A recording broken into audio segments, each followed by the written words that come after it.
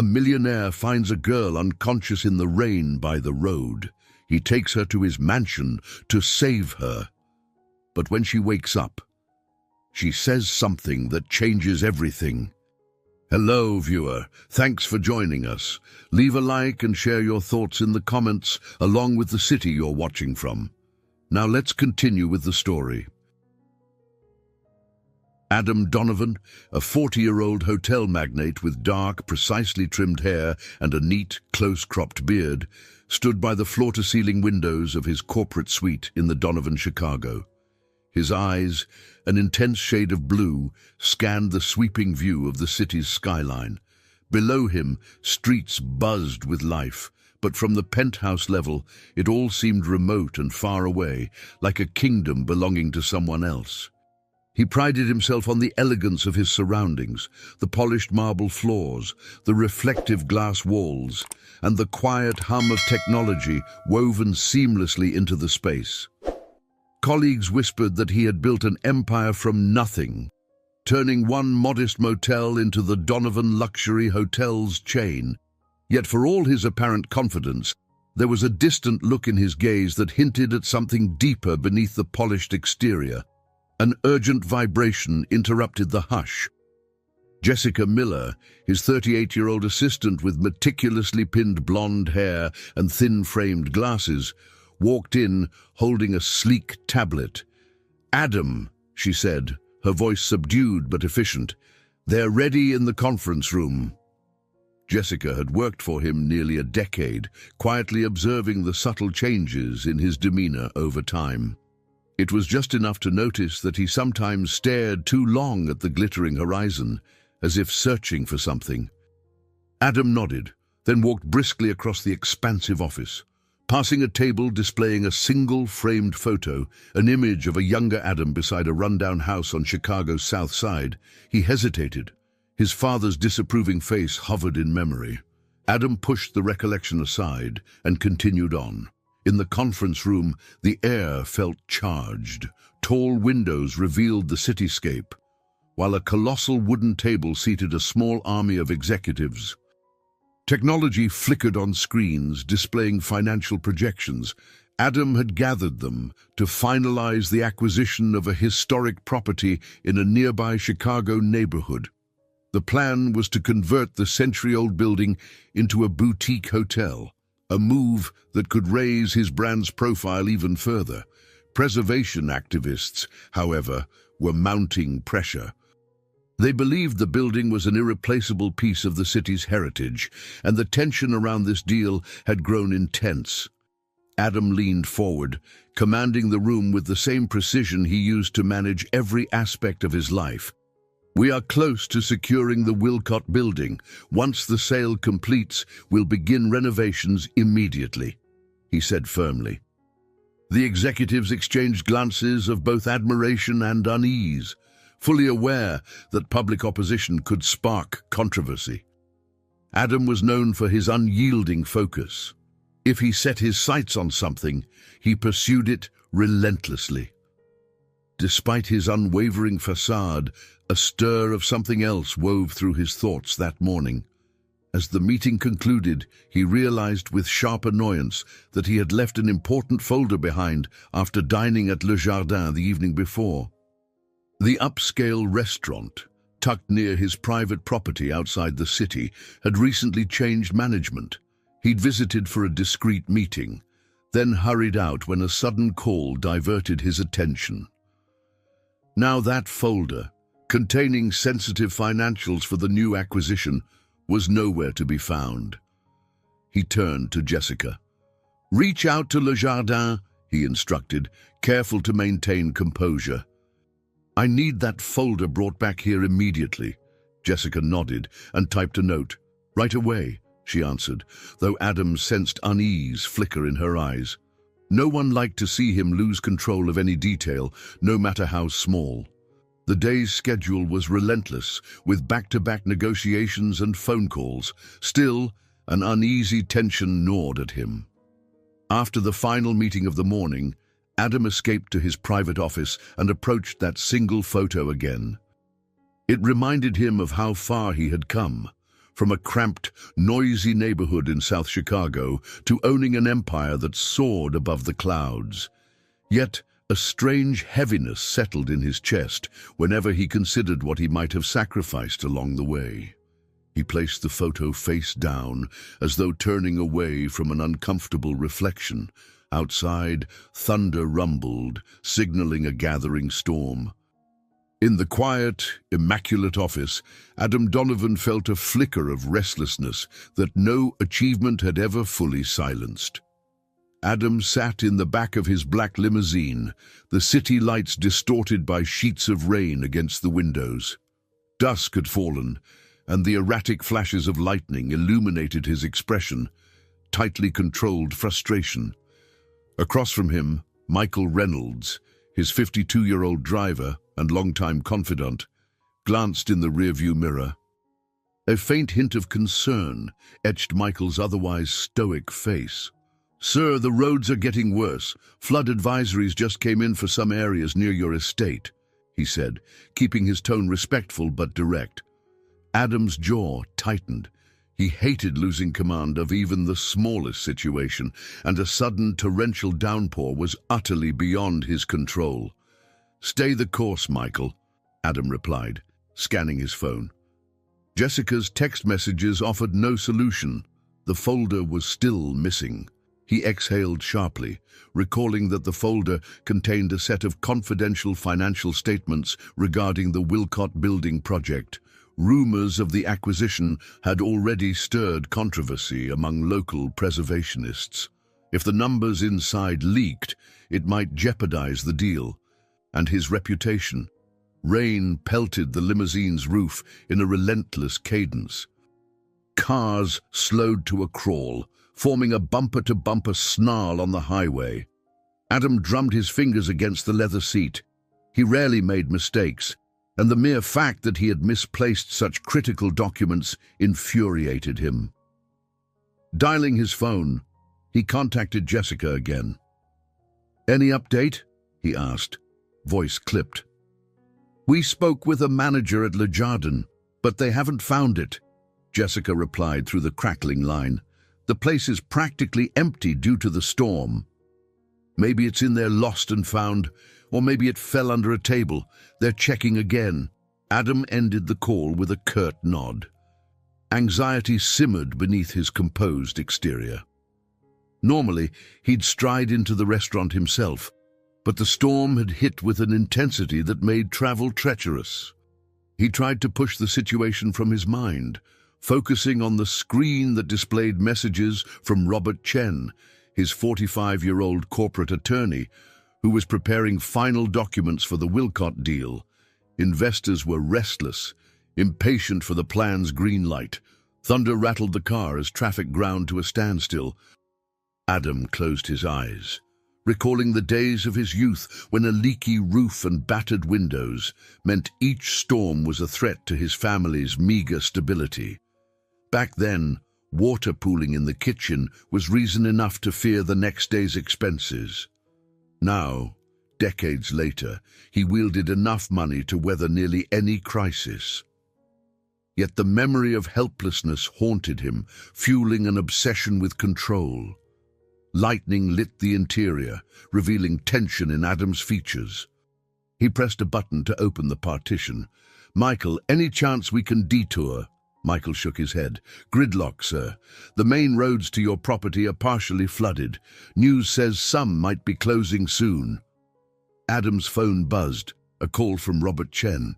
"Adam, I need that folder before tomorrow's meeting," Robert said. "The board expects a polished presentation. Tell me you have it." "I'm handling it," Adam replied tersely, wishing the conversation would end.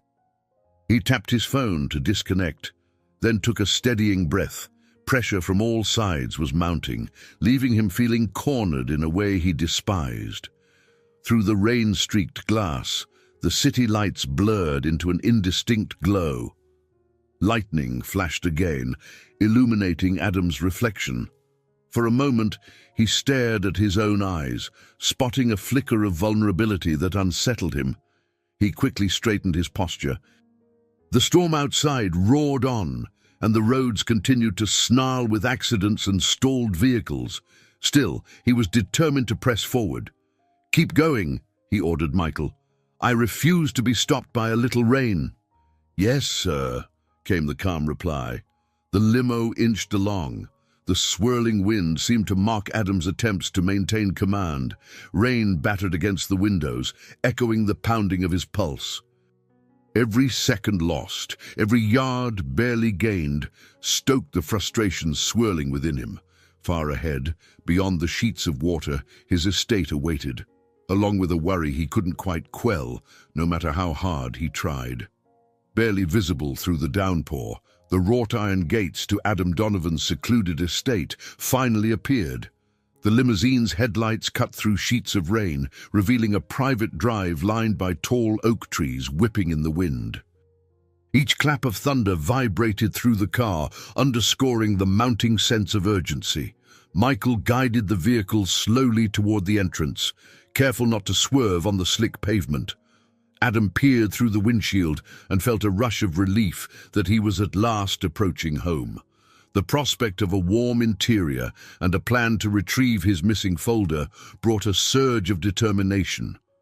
Then, out of nowhere, something along the roadside caught his eye. A dark figure lay sprawled at the edge of the driveway, illuminated by the harsh glow of the headlights. Michael hit the brakes, and the limousine slid several feet before stopping. "What on earth?" Adam muttered, adrenaline jolting him upright. Lightning flashed, and he saw a motionless form, possibly a woman, drenched and unmoving. He felt a sudden jolt of concern, a sensation unfamiliar in his meticulously structured life. Michael lowered his window partway. Rain blew in, drenching the interior. "Sir, it looks like someone is hurt." Adam's first instinct was to call emergency services. Protocol would demand it, especially given liability concerns. Yet his hand hovered over his phone, indecision rooting him in place.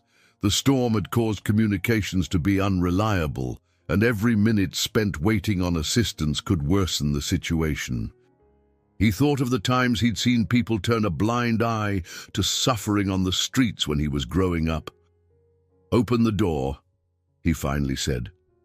Stepping out, Adam was drenched instantly. He cursed under his breath as water seeped into his expensive leather shoes. Approaching cautiously, he found a woman with dark, waterlogged hair plastered to her face. Her breathing was shallow, her clothes soaked through. She looked like she could be in her early or mid-30s. In her grip was a soaked folder. He froze at the sight of familiar documents peeking out from its corner. "Michael, help me get her in the car," Adam ordered, raising his voice above the roaring wind. Together, they carefully lifted the woman into the limo. Adam noticed a superficial scrape on her forehead, a minor wound compared to the possibility of hypothermia. Once inside, the interior lights revealed more details. Her complexion was pallid, and she wore professional attire now ruined by rain and mud. Michael handed Adam a spare towel. Adam pressed it gently against the cut on her head. For a moment, he felt a flicker of panic. He hadn't practiced first aid in ages, but bits of training came back to him. "We need to get her warmed up," he said, adrenaline fueling his focus. Water dripped onto the plush leather seats, and Adam couldn't help but think about damage to the upholstery. He was accustomed to controlling every detail in his environment. But as he looked at the unconscious woman's face, any thought of inconvenience faded, replaced by a surprising surge of concern. "Drive," Adam told Michael. "Get us inside the gates, slowly, then park by the front entrance." Once the limo moved forward, Adam inspected the damp folder. It was definitely his. He recalled that the new manager at Le Jardin had taken his contact information in case they found it.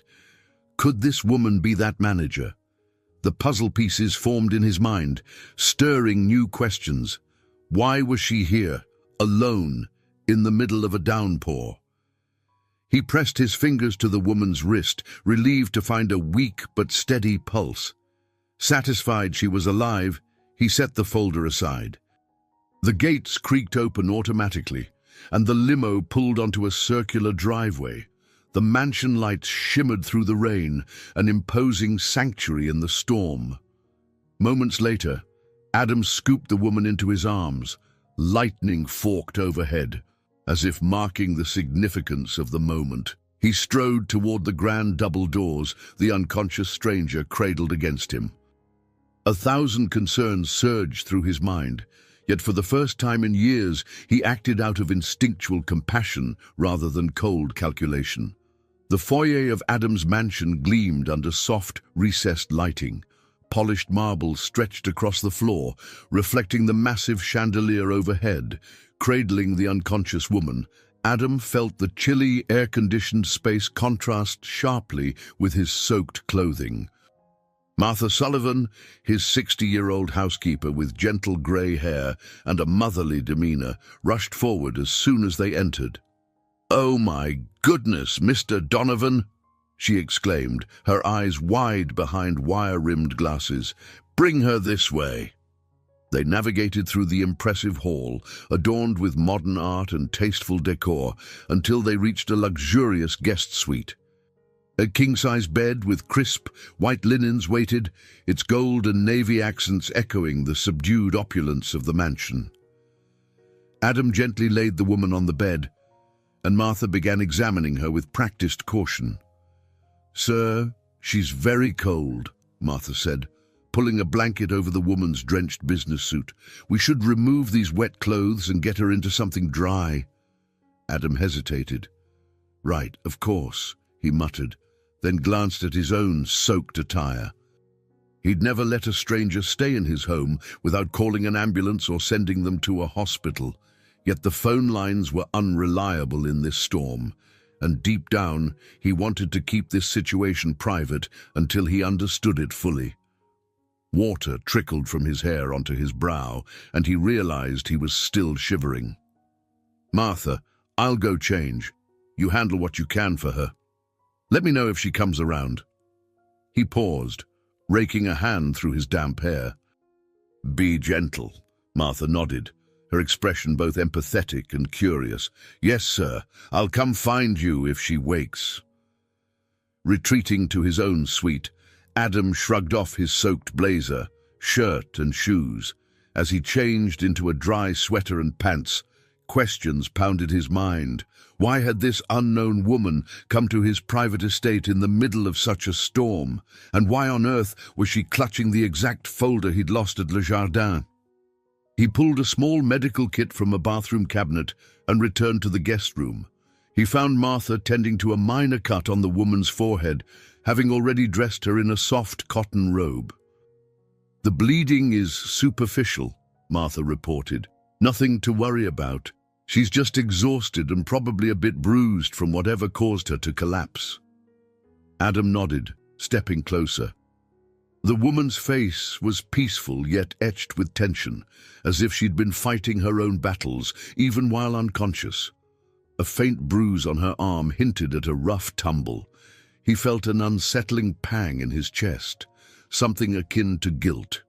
He had no idea who she was, but she might have been in an accident on his property road, the same place where he nearly missed seeing her in time. Rain continued to batter the windows, and a nearby flash of lightning lit the room for a moment. Adam glanced at the folder that now lay on a nearby chair, pages inside crinkled from moisture. He resisted the urge to inspect it immediately. For once, he prioritized the well-being of another person over business matters. "I'll stay here with her," Adam said quietly, gesturing for Martha to step out. "Thank you, Martha." Before she left, Martha gave him a look of genuine warmth. "I haven't seen you this concerned in a long time," she said gently. "There's something about helping a stranger that can reveal a different side of a person, Mr. Donovan." Alone with the still unconscious woman, Adam pulled a plush chair up to the bed. He noticed small details. Her lashes, dark and flecked with droplets, her skin pale but somehow vibrant, and a faint scent of rain mixing with the clean fragrance of the robe. His mind flickered back to the precarious image of her lying on the roadside. A wave of relief washed over him, seeing that she seemed stable now. Outside, thunder rolled again, but inside, the house was quiet. Adam watched the rhythm of her breathing, surprised at how unnerved he felt. He usually approached challenges in life with methodical detachment, but this was different. A stranger's fate lay in his hands, and for reasons he couldn't explain, he found himself deeply invested in her recovery. Morning light struggled through the storm clouds as Elena Reeves stirred in the plush guest bed, blinking at the unfamiliar surroundings. A wave of disorientation washed over her before she remembered the thunder, the slick roads, and the jolting skid of her car. She sat up abruptly, ignoring the dull ache in her head. Her eyes landed on a tall, broad-shouldered man standing near the window, arms folded. She recognized him instantly. "You're Adam Donovan," she said, voice raspy from fatigue. Adam glanced over with cautious curiosity. He'd been watching the windows, where rain still tapped against the glass, though more gently than the night before. "Yes," he answered, stepping closer. "I'm Adam Donovan." "And you are—" "Elena Reeves," she replied, lifting a hand to her bandaged forehead. She winced. "Where am I?" "You're in one of my guest suites," he said, his tone measured. "I found you unconscious outside my estate late last night." She glanced around, taking in the elegant furniture and the subtle glow from the crystal lamps. Then her gaze settled on the folder perched on a nearby chair. Straightening her shoulders, she locked eyes with him. "I came to return something of yours." Adam nodded, noticing the flicker of resolve in her brown eyes. She looked younger than he'd first guessed, perhaps 34.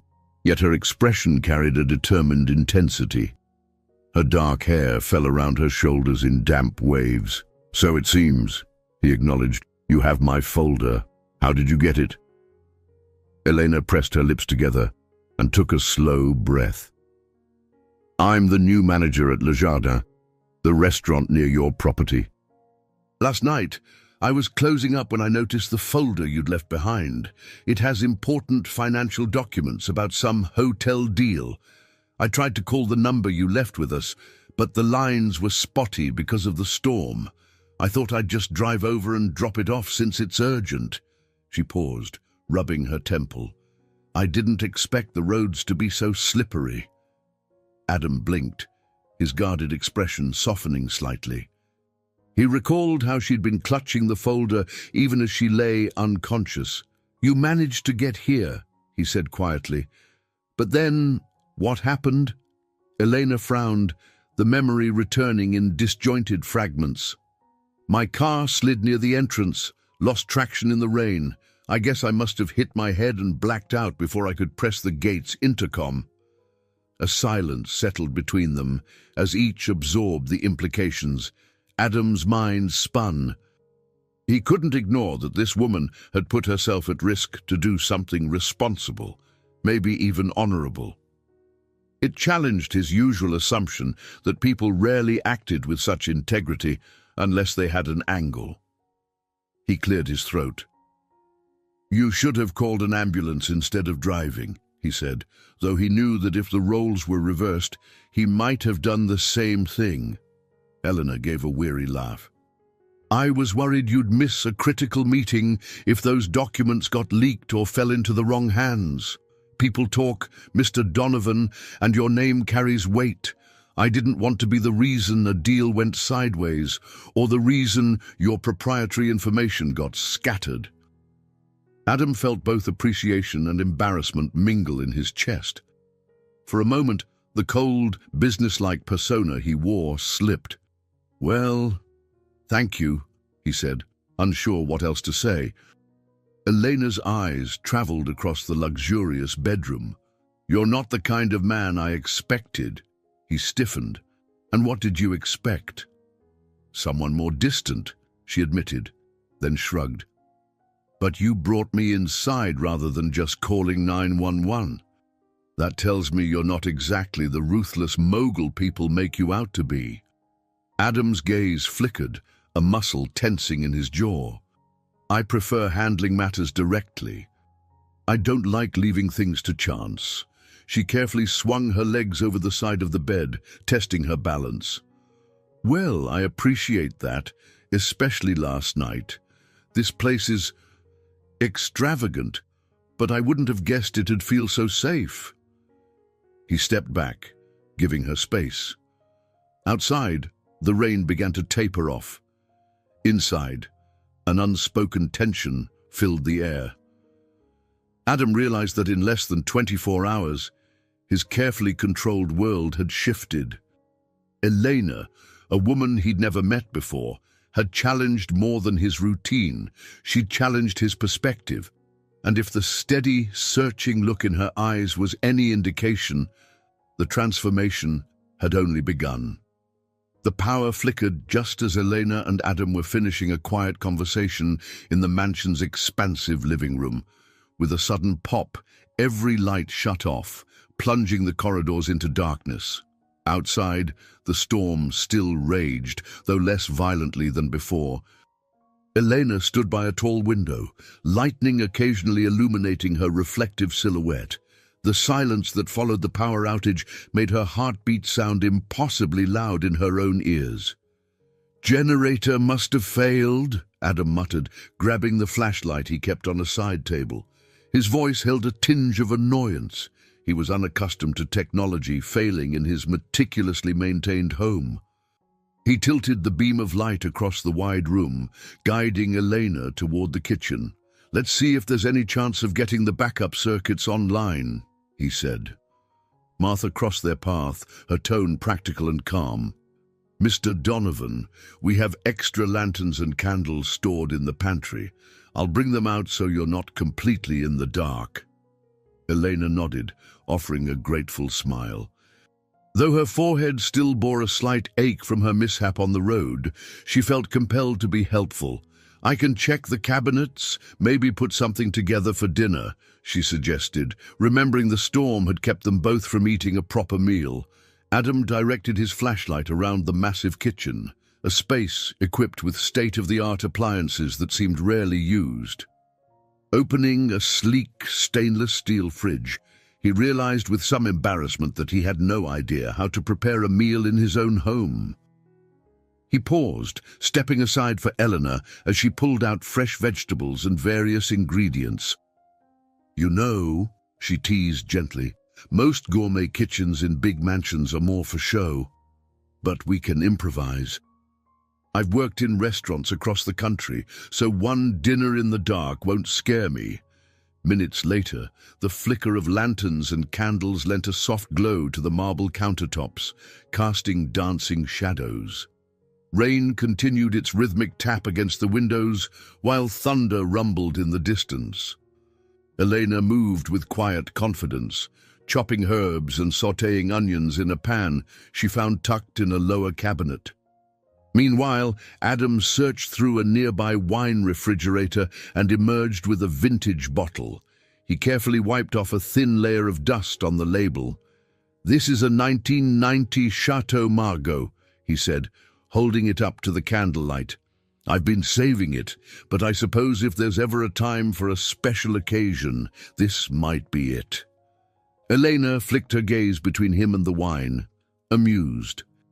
"Only you would call a blackout in a rainstorm a special occasion," she said with a half-smile, but there was warmth beneath her teasing.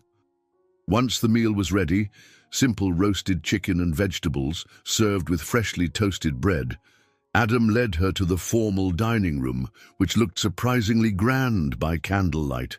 A long table that easily seated 12 felt almost too large for just the two of them. But as they settled in side by side, a sense of intimacy filled the emptiness. The flames dancing on the polished wood cast gentle reflections on the walls. They clinked glasses in a muted toast. The wine's aroma mingled with the savory scents from dinner, creating a cocoon of warmth. At first, they ate quietly, savoring each bite in comfortable silence. Adam finally broke the hush. "Not many people have ever seen me like this," he confessed. "Off my game, sitting in the dark, not fully in control." Eleanor studied his face by candlelight, the flicker revealing lines of stress around his eyes that she hadn't noticed before. "Does being in control always matter that much?" He looked down at the lacework of candle shadows on the table. "I grew up watching my father struggle to provide. We lived day to day. Control became my way to ensure I'd never feel helpless again." She took another sip of wine, her gaze thoughtful. "I understand. My parents died in an accident when I was young, and it shattered my sense of security. I guess that's why I learned to take every detail into my own hands, right down to returning a folder in a thunderstorm." Adam swallowed, feeling a twinge of guilt. "I owe you for that, and for this meal." He raised his glass again. "To surviving storms, both the ones outside and the ones we carry within." Their eyes locked, and for a moment, the storm raging beyond the windows seemed distant. The candlelit dinner had turned into something far more meaningful, a shared reminder that sometimes being plunged into darkness is the only way to truly see what matters. Late that evening, a hush fell over the mansion, punctuated only by the lingering drip of rain from the eaves. With the power partially restored, Adam guided Elena into a space she hadn't yet explored, a grand library on the mansion's second floor. A mahogany spiral staircase curved along the shelves, which rose nearly to the ceiling. The scent of old leather and paper hung in the air. Eleanor stepped inside, eyes widening. "I had no idea you had this many books," she murmured. Floor-to-ceiling windows on one side revealed only darkness, but she could imagine a breathtaking view of the property when daylight came. Adam shrugged, a hint of sheepishness in his expression. "I collect them, but I don't read as often as I'd like. Some are just for show, others, well, they remind me of where I came from. I taught myself a lot by reading used books I found in thrift stores when I was young." He paused to flip on a dim lamp, revealing rows of titles organized by genre. Elena's gaze caught on a leather-bound copy of Ek Anna Karenina. She pulled it out carefully. "Tolstoy," she said softly. "Have you read this one?" Adam's lips twitched, almost smiling. "Not fully. Started it once. Then business demanded all my time." She turned the book over in her hands. "It's about people trapped by societal obligations and longing for something more. Love, duty, morality, big stuff. I remember reading it in college and feeling so torn by the characters' dilemmas." Adam studied her a moment. "Did you ever feel that way in your own life, trapped by duty?" Elena exhaled slowly. "I guess I felt obligated to make something of myself. After my parents died, my younger sister Sophie and I were practically alone, except for a few distant relatives. I found a purpose in culinary school, but living in New York was relentless. Eventually, I realized that just chasing prestige wasn't enough. So, I took a chance managing a restaurant in Chicago. Something about this city felt more grounded." Running a hand along the spines of the books, Adam spoke quietly. "I used to dream of finishing every classic novel on these shelves, but there was always another deal to close, another expansion to plan." He looked at her. "My father was from the South Side, worked in a metal shop. He told me education was my ticket out. I think that idea, well, it got mixed up with money." They settled on a pair of leather armchairs arranged near a fireplace. Adam flicked a switch, and a soft flame came to life behind a glass panel. Warmth and subtle light spilled across the marble hearth. Elena thumbed through the pages of Anna Karenina, taking comfort in the gentle crackle of the fire. "Sometimes," Adam began, "I wonder if all this," he gestured at the opulent surroundings, "is just a shell. Something to prove I made it, but who am I proving it to? My father's gone. Half of the people who said I wouldn't amount to anything aren't even around anymore. Yet I keep pushing, keep building towers of glass. For what? Elena closed the book and leaned forward, sincerity etched on her face. That's a heavy question, one I think everyone reaches eventually, some sooner, some later. You've accomplished more than most people ever will, but maybe you need to ask yourself if it's truly fulfilling. A beat of silence lingered between them. The shadows of the fire flickered, illuminating the uncertainty in Adam's eyes. She saw his guarded composure soften, revealing a man more complex than the ruthless businessman she'd heard rumors about. I came here, she continued, running away from my own ghosts, hoping a new environment might help me reinvent myself. But I never expected to find someone else facing the same question. He met her gaze, surprise laced with an odd sense of camaraderie. Running or searching? Maybe both, she answered. Sometimes you have to lose your way to realize what really matters. Adam's phone buzzed on the library table, Jessica texting updates on the Wilcott building negotiations. The reminder of corporate demands made him grimace. He silenced the phone. In the glow of the fireplace, they continued talking, each confession bridging the gap between their worlds. Among the hushed rows of books, they discovered a shared vulnerability, an acknowledgement that perhaps they were both looking for something neither had fully named. And on a night still tinged by the storm's residue, the quiet library walls bore witness to truths neither of them had dared speak aloud before. By early morning, the storm clouds had thinned, revealing pale sunlight over Adam's expansive estate. The mansion's corridors glowed with fresh, rain-washed light. As Elena wandered, she found herself drawn to a locked door near the end of a hallway. Curiosity nudged her to try the handle. To her surprise, it turned, and the heavy door creaked open. Inside was a room clearly devoted to music. Instruments stood carefully arranged, violins, a cello, even a harp in the corner, collecting a fine layer of dust. Dominating the center was a grand Steinway piano covered with a protective cloth. Tall windows overlooked the gardens, still dotted with puddles from the previous night. Eleanor stepped in, eyes roaming.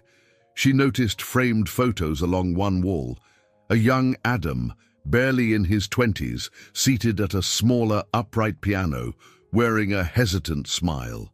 Another photo showed a middle-aged woman standing beside him, presumably a piano teacher. On a nearby bookshelf lay sheet music volumes, edges yellowed by disuse. A soft voice sounded behind her. I haven't opened this room in years.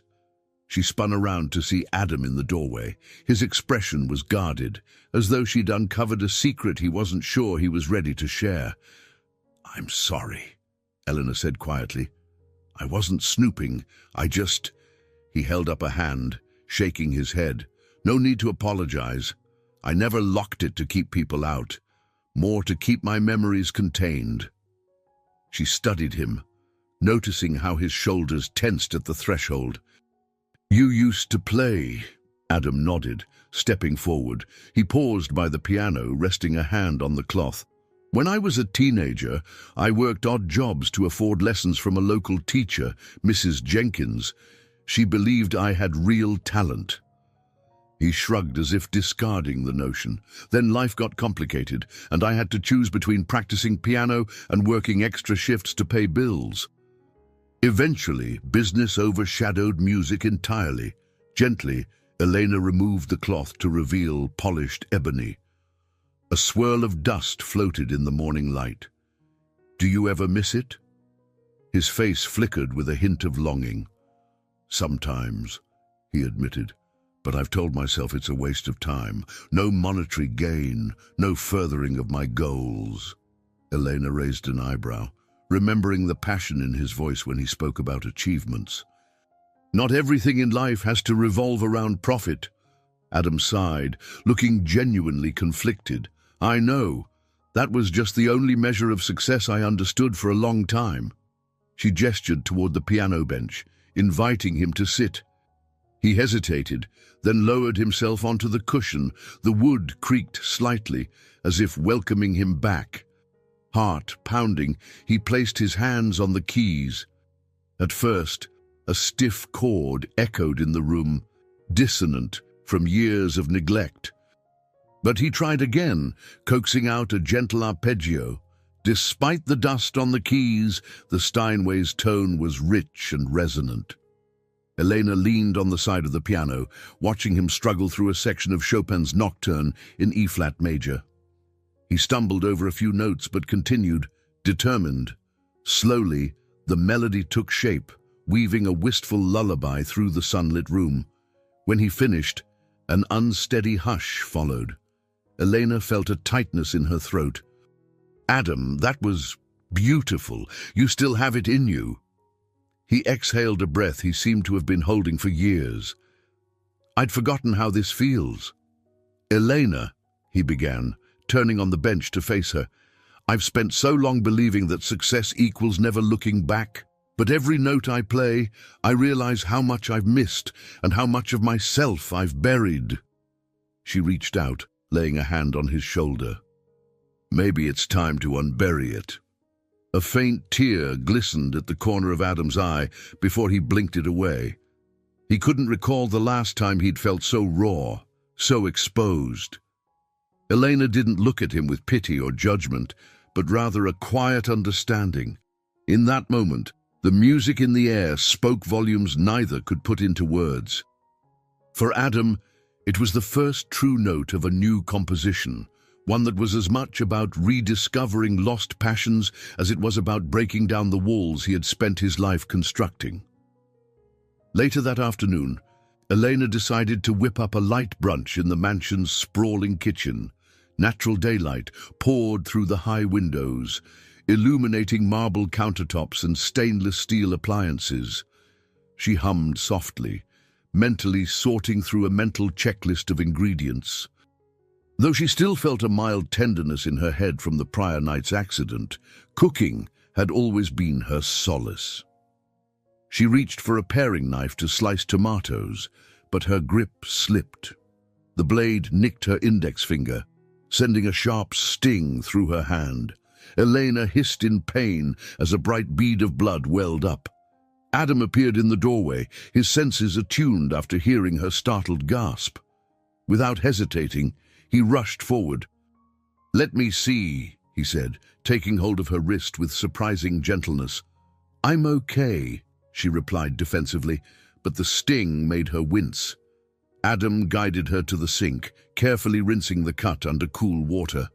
Martha entered at that moment, concern etched on her features.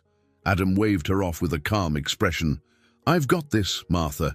Could you bring me the first aid kit from the pantry?" Martha nodded and swiftly returned with a neat, fully stocked kit. Adam selected gauze and an antiseptic wipe, tending to Elena's cut with a deftness she found unexpected.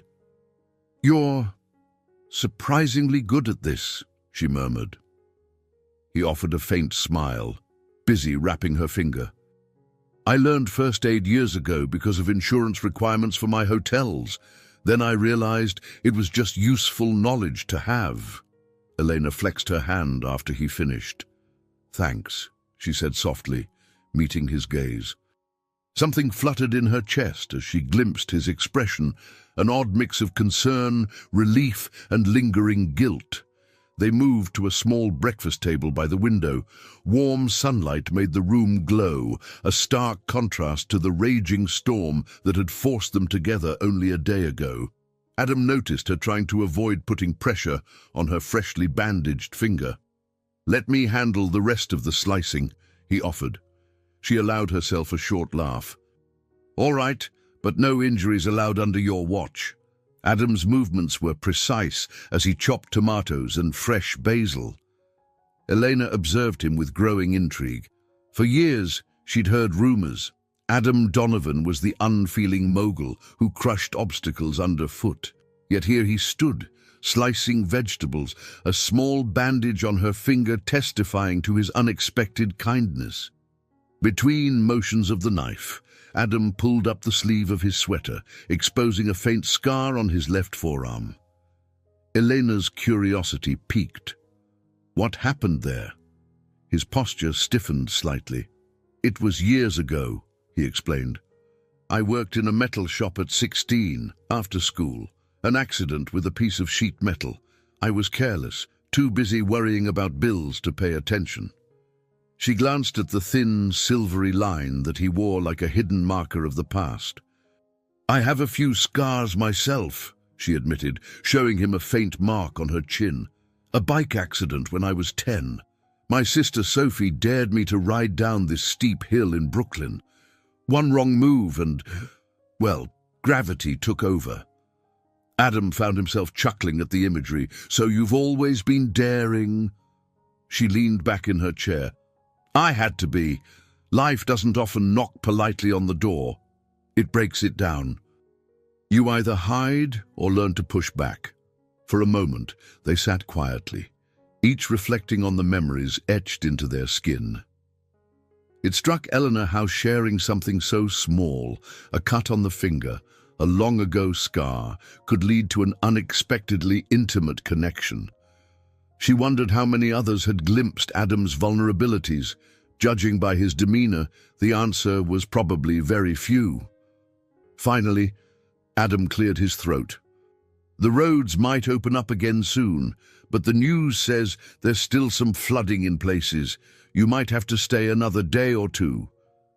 Elena nodded, uncertain whether the idea of leaving so soon filled her with relief or something akin to regret. She tapped her bandaged finger gently on the table. We'll deal with that when we come to it. For now, I'd like to keep cooking, if you don't mind the help.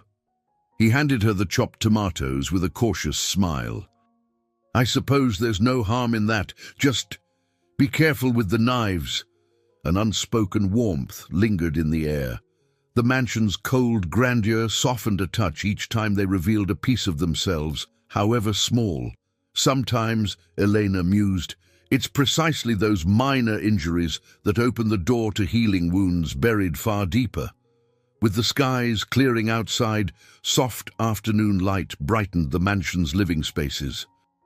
After lunch, Elena and Adam found themselves in a spacious sitting room near the back of the house.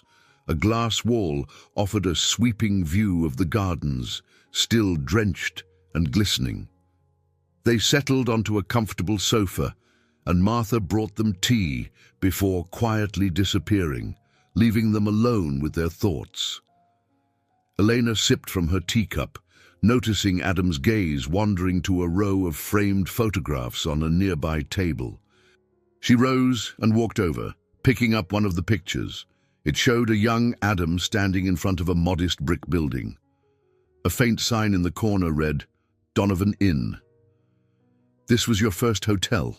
She asked, intrigued. He nodded, setting his own teacup aside. Barely more than a roadside motel, really. I bought it at 25 with every penny I'd saved plus a hefty loan. Cleaned the rooms myself some nights. Handed out flyers to drum up business. It was tough, but I was determined. Elena studied the photo more closely. I can see it in your eyes. You already had that drive to prove something. His jaw tightened slightly. I guess I believed if I just kept pushing, I'd never slide back into the desperation of my childhood. My father died when I was in college, and I had no real safety net. Every success felt like winning a battle, especially after so many told me I'd never make it. She placed the frame down gently. And now you own a global chain, from what I understand. Adam exhaled a humorless laugh. Yes, Donovan Luxury Hotels. We've got properties in multiple states, plus a few international expansions. But, you know, it's not all smooth sailing. This new deal, acquiring the Wilcott building, has a growing list of opponents who want it preserved as a landmark. Elena remembered the folder she'd so carefully tried to return. You must see why they're concerned. Historic buildings hold memories and stories worth keeping. He shrugged, though his eyes flickered with conflict. I try to balance respect for the past with the city's growth, yet sometimes old walls have to come down for something new to rise. That's business. They fell silent, and she returned to the sofa. Speaking of old walls, Elena said, a wistful note in her voice. I lived in a cramped apartment in Brooklyn with my parents and younger sister Sophie. We spent Sundays cooking big family meals. Those were the best days. She paused, remembering. But after our parents died, it was like everything crumbled. Sophie and I managed, but it felt like we'd lost the foundation that kept us together. Adam's expression softened. I'm sorry, I lost my father, but not both parents. I can't imagine. Elena nodded gratefully. Life made me grow up fast. I poured my energy into cooking, culinary school in New York, short stints in high-end restaurants, always pushing to be the best I could be. Eventually, I realized chasing status in the industry wasn't bringing me peace, so I left, searching for a place where I could do what I love without losing my sense of purpose. He leaned forward, elbows on his knees, studying her with genuine interest. And that led you to Chicago?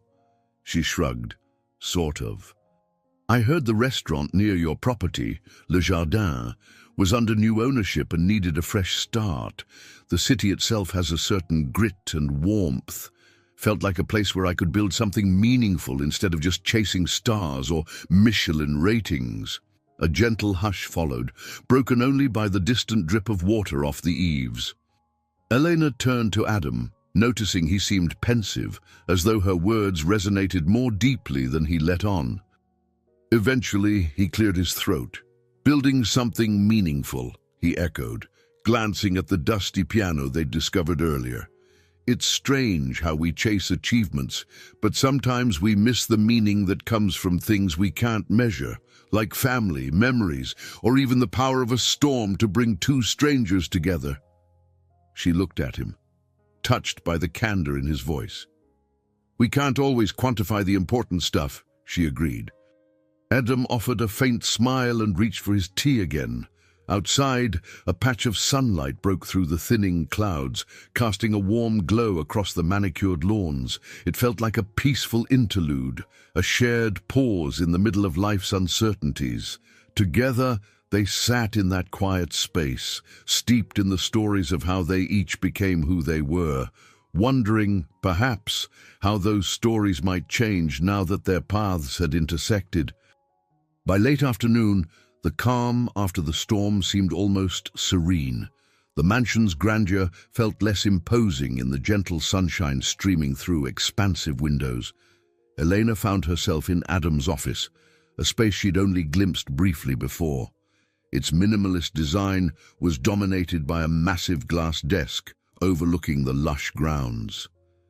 Adam paced by the window, phone clutched in his hand. He'd just finished a tense call with an associate. Setting the phone down, he turned to Elena, an apologetic frown creasing his brow.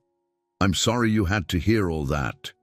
Elena crossed her arms, sensing the tension swirling through him. You're facing a lot of pressure, aren't you? He nodded, eyes drifting to the damp folder on the edge of the desk, the very folder she had risked so much to return. Investors are pushing to finalize the Wilcott building acquisition as soon as possible.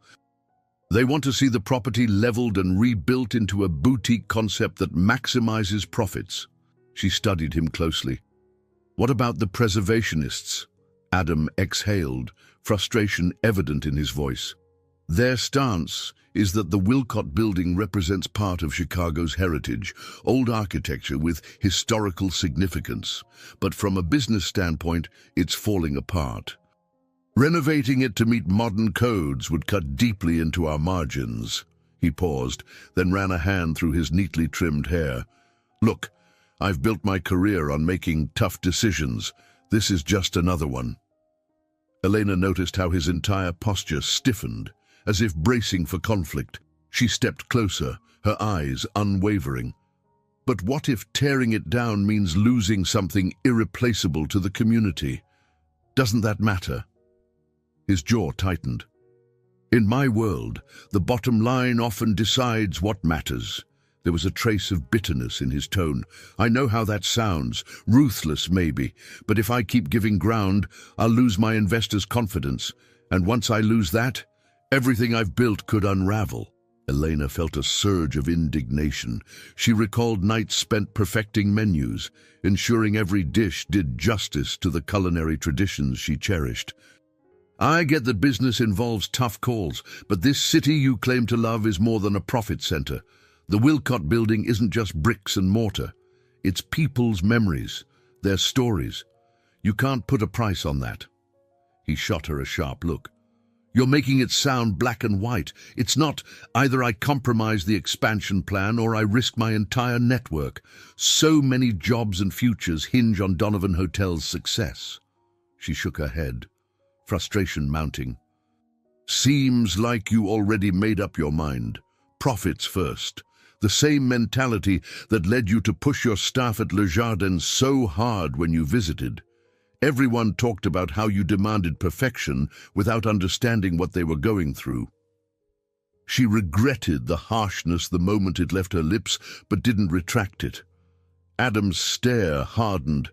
I push because that's what it takes to succeed in a competitive world. You wouldn't understand how precarious it was when I started from nothing. Elena cut him off, anger flaring. Don't presume what I understand. I've been on my own since I was 18, working in cutthroat New York kitchens to survive. Her voice trembled slightly with emotion. I'm not naive, but I also believe there's a line between ambition and bulldozing over what's right. The office fell silent. Their breathing quickened, both grappling with an unexpected intensity in the exchange. Outside, sunlight glinted on the damp leaves, mocking the tension inside the room. Adam turned away, pressing a palm against the window. He didn't speak for several seconds, his back to Elena. At last, he said in a low tone, "This is my life's work. I can't jeopardize it just because it offends someone's sense of nostalgia." Elena stared at him, fighting a swell of disbelief. So that's it. All your talk about missing the music in your life, how we chase emptiness, does none of it matter when it comes to real decisions? He spun around, inner conflict written across his features. I didn't say that. But maybe not everyone can afford to live by ideals. Some of us have responsibilities, real ones, that demand certain sacrifices. Emotions clashed in Elena's chest. She stood there, feeling the space between them grow wider. The storm outside had passed, but a new storm brewed inside the Donovan mansion, a storm of moral choices and clashing values. She realized that if she stayed any longer, she risked saying something they both might regret. Without another word, she left the office, the echo of her footsteps trailing down the hallway. Adam remained by the window, staring out at the sunlit gardens. For the first time in years, he was forced to confront the stark question of what truly mattered, and he wasn't entirely sure he liked the answer forming in his mind. A tentative hush settled over the mansion the next morning, an uneasy echo of the storm's aftermath. Rain clouds still lingered outside, though less menacingly, and faint rays of light peeked through tall windows. Elena stood in the foyer, gazing at the now unlocked gates visible at the end of the long driveway. Water ran in rivulets along the asphalt, suggesting the roads might finally be passable. She found herself uncertain whether she wanted them to be. After the heated argument in Adam's office, the very thought of staying under the same roof felt claustrophobic, yet the idea of leaving him, leaving this strange bubble they'd created, ignited a twinge of regret in her chest. Instead of confronting her emotions, she busied herself in the kitchen, quietly arranging bowls and utensils as though preparing to cook again. In truth, Adam, too, wrestled with the tension. Upstairs in his private office, he paced back and forth, phone in hand, ignoring calls from some of his board members. He kept replaying Elena's words about the Wilcott building and about chasing profit at the expense of heritage. Her accusation had cut deeper than he cared to admit. The conversation had turned personal far too quickly, and now he questioned the lines he had drawn, lines that once seemed so unshakable. Martha, ever watchful, sensed the unspoken strain. She found Eleanor at the kitchen counter, chopping vegetables with more force than necessary. "My dear, are you sure you want to prepare another meal right now?" she asked gently. Eleanor set down the knife, her shoulders slumping. "I need to do something productive," she murmured. "It's better than sitting alone with my thoughts." Martha patted her arm with a maternal kindness. "Sometimes you both need space, but sometimes a conversation can clear the air faster than any silence." Elena offered a faint, weary smile. "He's not exactly an easy man to approach, especially after last night." Upstairs, Adam stared at the folder that had caused so much trouble. Its edges were still warped from the rain. He remembered Elena's conviction as she spoke about preserving something irreplaceable. Was he truly so heartless? Or had he convinced himself that every moral compromise was simply part of success? He left the office, nearly colliding with Martha in the hallway. She looked at him with knowing eyes. "She's in the kitchen, sir," she said softly. "But be gentle. She's trying to figure things out just like you are." Adam stiffened in mild irritation. Sometimes he resented how well Martha knew him, but deep down he valued her intuition. Yet instead of going to the kitchen, he slipped away to the library, hoping to gather his thoughts in the comforting hush of the books. There, the memory of playing piano for Elena lingered. He felt a pang, recalling how vulnerable he had allowed himself to be, only to clash with her soon after. By midday, Elena had prepared an impressive spread of roasted vegetables and chicken, perhaps more elaborate than necessary. She set the table in the ornate dining room, hoping it might coax Adam out of hiding. But as minutes stretched into an hour, no footsteps approached. The food lay untouched, steam dwindling into cold air. Frustrated, she found a container and packed up the meal, placing it in the refrigerator. The act felt symbolic, an offering of peace rebuffed by silence. She retreated to the gardens, weaving through damp pathways as the clouds overhead slowly began to break. Drops of rain still clung to rose petals, and the earthy scent of wet soil enveloped her. Each step echoed with the question, should she stay or go? Meanwhile, Adam hovered by a library window, gazing at the same gardens from a distance. He saw her solitary figure near a small fountain, but couldn't summon the courage to approach. Instead, he replayed his own father's warnings about letting emotions cloud business judgment. Duty and success had always been his guiding stars. The hush between them grew heavier with each passing moment. Afternoon light softened into evening glow. Two people under one roof, both deeply affected by the other's presence, now drifting into separate corners of the house. Around dinner time, the roads officially reopened, radio reports confirming that floodwaters had receded. Still, Elena did not rush to pack her things, and Adam did not urge her to leave. In the sprawling Donovan mansion, once so immaculate and carefully ordered, an emotional storm loomed. They were both caught in that tense calm after the thunder, each waiting for the other to make a move, speak a word, break the silence.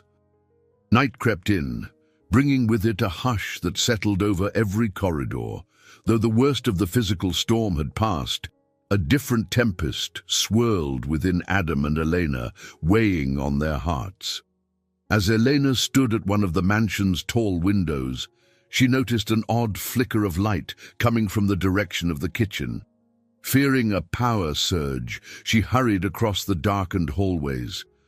Her pulse jolted at the sight of smoke wafting up near the stove. A tea towel she'd left on the counter had ignited against a hot burner, sending flames licking toward the backsplash. Without a second thought, she grabbed a pot lid and tried to smother the fire, but panic gripped her when it refused to die down immediately. Suddenly, Adam burst into the kitchen, drawn by the scent of smoke. "Move!" he barked, quickly finding a fire extinguisher near the fridge. A blast of foam covered the flames, dousing them in seconds. The room filled with an acrid smell, and Elena coughed into her sleeve. Relief broke over them both as the crisis ended almost as soon as it began. Heart pounding, Elena leaned against the counter. I'm sorry," she stammered. "I wasn't paying attention. I was heating water for tea and forgot about the towel." Adam exhaled heavily, setting the extinguisher aside. "Are you hurt?" "No," she replied softly, shaken. Her eyes drifted over the charred remnants of the towel. It wasn't a huge fire, yet it had startled her enough to realize how her thoughts had been elsewhere. Martha appeared in the doorway, worry etched on her face. "What happened? Are you two okay?" Adam nodded. "Yes, just a minor flare-up. We'll air the place out." Despite the adrenaline, his voice carried a gentler note than usual. "Martha, could you open the windows? Let's get the smoke out." Once Martha stepped away, an awkward silence settled. Elena realized her hands were shaking. She glanced at Adam, who was regarding her with concern rather than anger. It was disarming, a flicker of the man who had cradled her in his arms the night of the storm. Her throat felt tight. "Thank you for jumping in." He studied her face, every line of tension evident. "I'm just relieved you're all right." The hush between them lingered before he added quietly, "And I'm sorry too." She frowned, confusion mixing with lingering fear. "For what?" He ran a hand over his hair, shoulders sagging. "For last night? I shouldn't have spoken to you that way. I got defensive, and that's no excuse." Eleanor drew a shaky breath. "I wasn't exactly gentle either. It's just, I know what it's like when dreams or traditions are crushed for the sake of profits. Cooking is more than just food for me. It's part of my family's story. So seeing old buildings, old places, being torn down, that hits home." Adam rested his palms on the counter, nodding slowly. "I grew up with so little. I thought success meant never compromising on forward progress. But what if that forward progress erases the roots of a community?" He paused, glancing at her. "You made me question that, and it scares me, because changing how I do business could risk everything I've built." Her eyes softened. "Maybe it's a risk worth taking, or at least worth exploring. Isn't that what leadership is? Making choices that help more than just you or your bottom line." He considered her words in the smoky quiet of the kitchen, the overhead lights casting stark shadows. "I was going through some old plans before I came down," he confessed. "One of my architects once pitched a design that preserved much of the Wilcott building's original facade. It wasn't as profitable, but it had potential." He hesitated, then shrugged. "I shelved it because it felt too complicated." Elena felt a small flutter of hope. "Maybe you can revisit it." Adam gave a short nod. "Maybe." The single word hung in the air like a bridge between them. They spent the next few minutes cleaning up remnants of the minor accident, opening windows, wiping soot from the stove. Eventually, Adam set a kettle on properly, double-checking every detail. As steam slowly rose, Elena realized the moment had become more than fire cleanup. It was a turning point, a chance to mend the fragile bond that had nearly shattered under the weight of their opposing views. Standing side by side in the smoky afterglow, they exchanged a tentative look. No grand declarations passed between them, but for the first time since their argument, they shared a sincere sense of mutual respect that transcended words. Later that evening, a hush of renewed calm spread through the mansion. The windows, once battered by rain, now offered a tranquil view of a moonlit sky. In the softly lit dining room, Adam and Elena dined together at last, leftovers from the afternoon's unconsumed meal, gently reheated but still rich with flavor. They spoke in measured tones, carefully avoiding the raw nerves that had frayed earlier. As they finished the last bites of chicken and vegetables, Adam excused himself briefly, returning with an opened bottle of wine. "Nothing as rare as the Chateau Margaux," he remarked wryly, pouring it into two slender glasses, "but hopefully enough to mark a peaceful evening." Eleanor studied his face. He seemed freer somehow, as if confronting the conflict had allowed him to breathe again. "After this afternoon's scare, I'll take a quiet night over anything fancy," she said, lifting her glass. "To no more fires." "To no more fires," he echoed, clinking his glass with hers. The slight smile they shared seemed to melt some of the tension still lingering from their argument. They moved to the living room, where a fireplace crackled gently. Elena found herself settling into a plush armchair while Adam chose the piano bench nearby, though he made no move to play. They sipped wine in a contemplative silence before Elena spoke. "I keep thinking about why I left New York. It wasn't just the hectic environment. It was that everything felt transactional. My life was consumed by culinary achievements, Michelin stars, and magazine features. I was proud, but I also felt empty." She set her glass down, gaze distant. "I wanted something real, something that didn't revolve around status." Adam's expression flickered with empathy. "I can relate more than I'd like to admit. I've been chasing this empire so long, I forgot to ask myself if I even enjoy it. Sure, I'm proud of what I've built, but at what cost?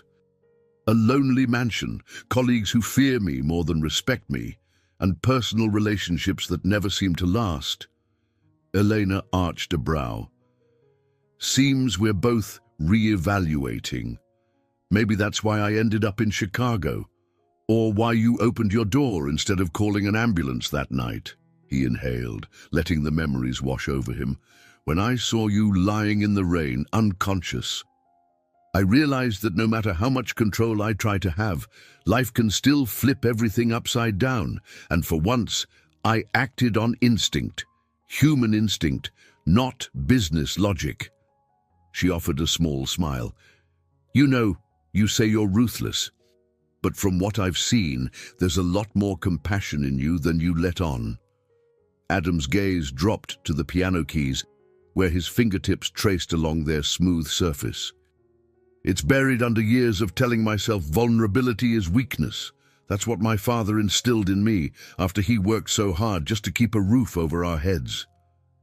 Eleanor leaned forward. "Maybe real strength comes from knowing when to be vulnerable." A heavy stillness filled the room, punctuated only by the crackle of the fireplace. Outside, a nearly full moon illuminated the manicured lawns, and a soft wind rustled the tree branches, far gentler than the roaring tempest that had brought Elena here. Adam reached for his wine again, struggling with words. "I might still lose the Wilcott building deal if I suggest a major redesign to accommodate preservation. Investors won't be thrilled. But after talking with you, I realize it's a risk I might be willing to take." Something in her chest fluttered, a rush of relief and respect for the man wrestling with his principles. "If that's the direction you choose," she said gently, "it'll be because you believe in something bigger than just profit, and that's not weakness, it's conviction." Their eyes met, and an unspoken invitation glimmered in the space between them. Elena hesitated, heat rising to her cheeks. As if sensing the moment's intensity, Adam set his glass down and moved from the piano bench to sit beside her. The shift in proximity made her heart pound, every nerve alert to his presence. He reached out, softly brushing a stray lock of hair from her forehead, where a faint bruise remained. "You risked so much coming here that night," he murmured. I'm starting to think the real risk is letting you leave without telling you just how much you've changed my perspective. She swallowed. I'm not sure if you realize how much you're changing mine. Their gazes locked, but before either could move closer, Adam's phone buzzed on the coffee table, an intrusive reminder of the corporate world beyond. He shot an apologetic look and silenced it. The moment lingered, charged with possibility. Even though it passed without the touch of lips or an embrace, the atmosphere crackled with an understanding that something profound had shifted. In that silent agreement, they realized they were standing on the edge of a shared discovery, the realization of what truly matters. Much later that same evening, the mansion's corridors seemed alive with moonlight streaming through tall windows. Elena felt restless, her mind buzzing with thoughts of everything that had happened since she arrived, the storm, the arguments, the surprising revelations. Seeking a moment of calm, she wandered outside to the gardens, where a soft breeze carried the scent of damp earth and night-blooming flowers. A winding stone path led her to a small courtyard area near a sculpted fountain. Water cascaded gently under the moon's glow, creating a tranquil hush that eased her unsettled spirit. She paused there, gazing into the fountain's rippling surface as if it might offer answers. Instead, it reflected her own uncertain expression. Footsteps sounded behind her. She turned to see Adam, hands in the pockets of a light jacket, stepping carefully along the path. "Couldn't sleep either?" he asked, voice low in the warm summer night. She shook her head. "Too much on my mind." He studied her face, the silver moonlight highlighting the soft angles of her features. "Me too," he admitted. For a moment, they stood in companionable silence, the only sound the gentle trickle of water from the fountain's tears. Elena took a seat on a low stone bench. Adam joined her, leaving enough space to be polite, yet not so much that the gulf between them felt insurmountable.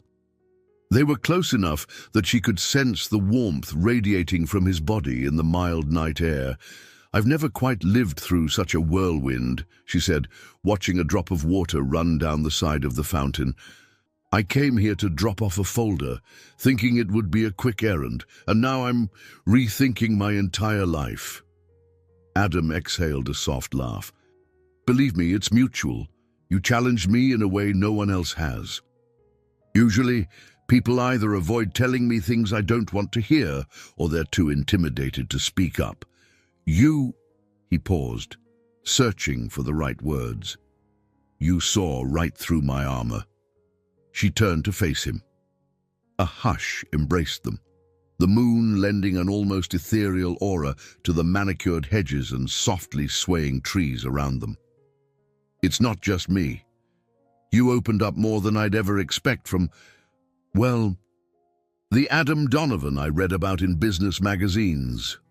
He shifted, resting one hand on the edge of the bench. "That's the public me. The one I learned to show the world so I'd never appear weak or uncertain." They locked eyes. A quiet understanding passed between them. Carefully, as if testing a boundary, Elena set her hand near his.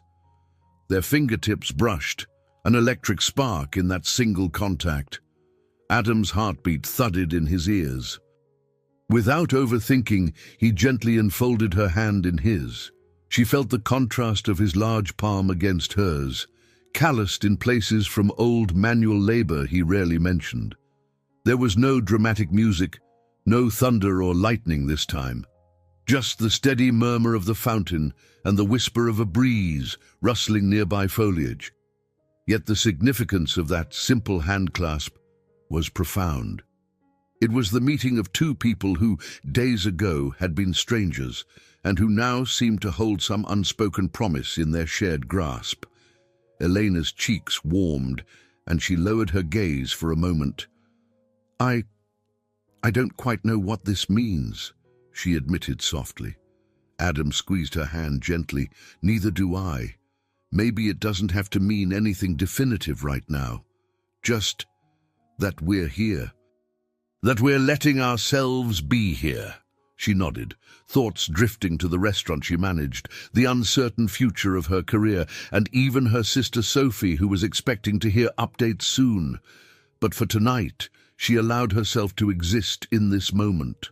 Under a canopy of stars, the quiet hush of water, and the comforting presence of the man beside her, she felt a glimmer of acceptance of the unknown path ahead.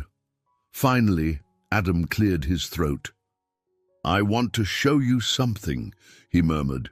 Still holding her hand, he led her around the fountain to a small, neglected side path. At its end lay a wrought iron gate, locked for years. He jangled a set of old keys from his jacket pocket. When he unlocked and pushed the gate open, it revealed a section of the property overlooking the city lights of Chicago in the distance, glimmering like a sea of possibilities. "I used to come here when I first bought this place," Adam confessed. "I'd stand by the fence, dreaming about expanding my hotels. I haven't been back in ages. I guess I forgot to dream about anything but business." Eleanor leaned on the railing, her hand still in his. "Maybe it's time to dream again, about more than just hotels." They shared a lingering glance as a gentle wind swept past, carrying the promise of something they could only discover together. In that twilight hush, the meeting of their hands felt like a first step toward a future neither had fully imagined. Early the next morning, Elena awoke to find a stream of messages lighting up her phone. Her colleagues at Le Jardin had been trying to reach her, worried about her sudden absence. Among the unread texts was one from her sister Sophie, checking in from the East Coast with a concerned tone that made Elena's stomach twist. It was a stark reminder that real life hadn't paused while she was sequestered in Adam's estate. Downstairs, she discovered Adam already in his office, phone pressed to his ear. Through the open door, she could hear snippets of a terse conversation. "I understand," he said to someone on the line, "but I need more time. I'm not signing off on any demolition plan without reconsidering the alternatives." Elena hovered in the hallway, nerves aflutter. She sensed this was a pivotal discussion about the Wilcott building. Finally, Adam ended the call with a frustrated sigh. Catching sight of her, he straightened. "Morning," he greeted, forcing a polite smile. "I'm guessing you have a lot of messages too." She nodded, stepping into the office. "Le Jardin is worried. I should probably head back soon. I can't just vanish on them." His expression tightened slightly, a flash of regret crossing his face. "The roads are open now. Michael can drive you back whenever you want." Eleanor felt torn. The idea of stepping away from the emotional bubble they'd formed both relieved and pained her. "You're right," she finally said, voice subdued. "I owe it to my staff to show up." Adam ran a hand through his hair, tension visible in his posture. I wish we had more time, but I get it. Life doesn't just stop." Neither of them brought up the hand-holding in the moonlit garden or the quiet closeness they'd shared the night before. The world outside was intruding fast. Jessica's emails piled up, Robert Chen's calls demanded immediate answers, and Elena's restaurant responsibilities couldn't be ignored. Adam stood at his desk, scanning urgent memos, while Elena quietly collected her belongings from the guest suite. Each step felt heavier than she'd expected. When she returned downstairs, she found Adam waiting near the grand foyer with Michael at his side. The chauffeur cast a discreet glance at them both, picking up subtle tension in the air before stepping away to prepare the car. Adam handed Elena a folded piece of paper. "Here are some ideas I've been working on," he explained. "They're rough sketches of how we might preserve the Wilcott facade while still updating the interior for a boutique hotel. It's not finally, but I've started emailing architects to explore it."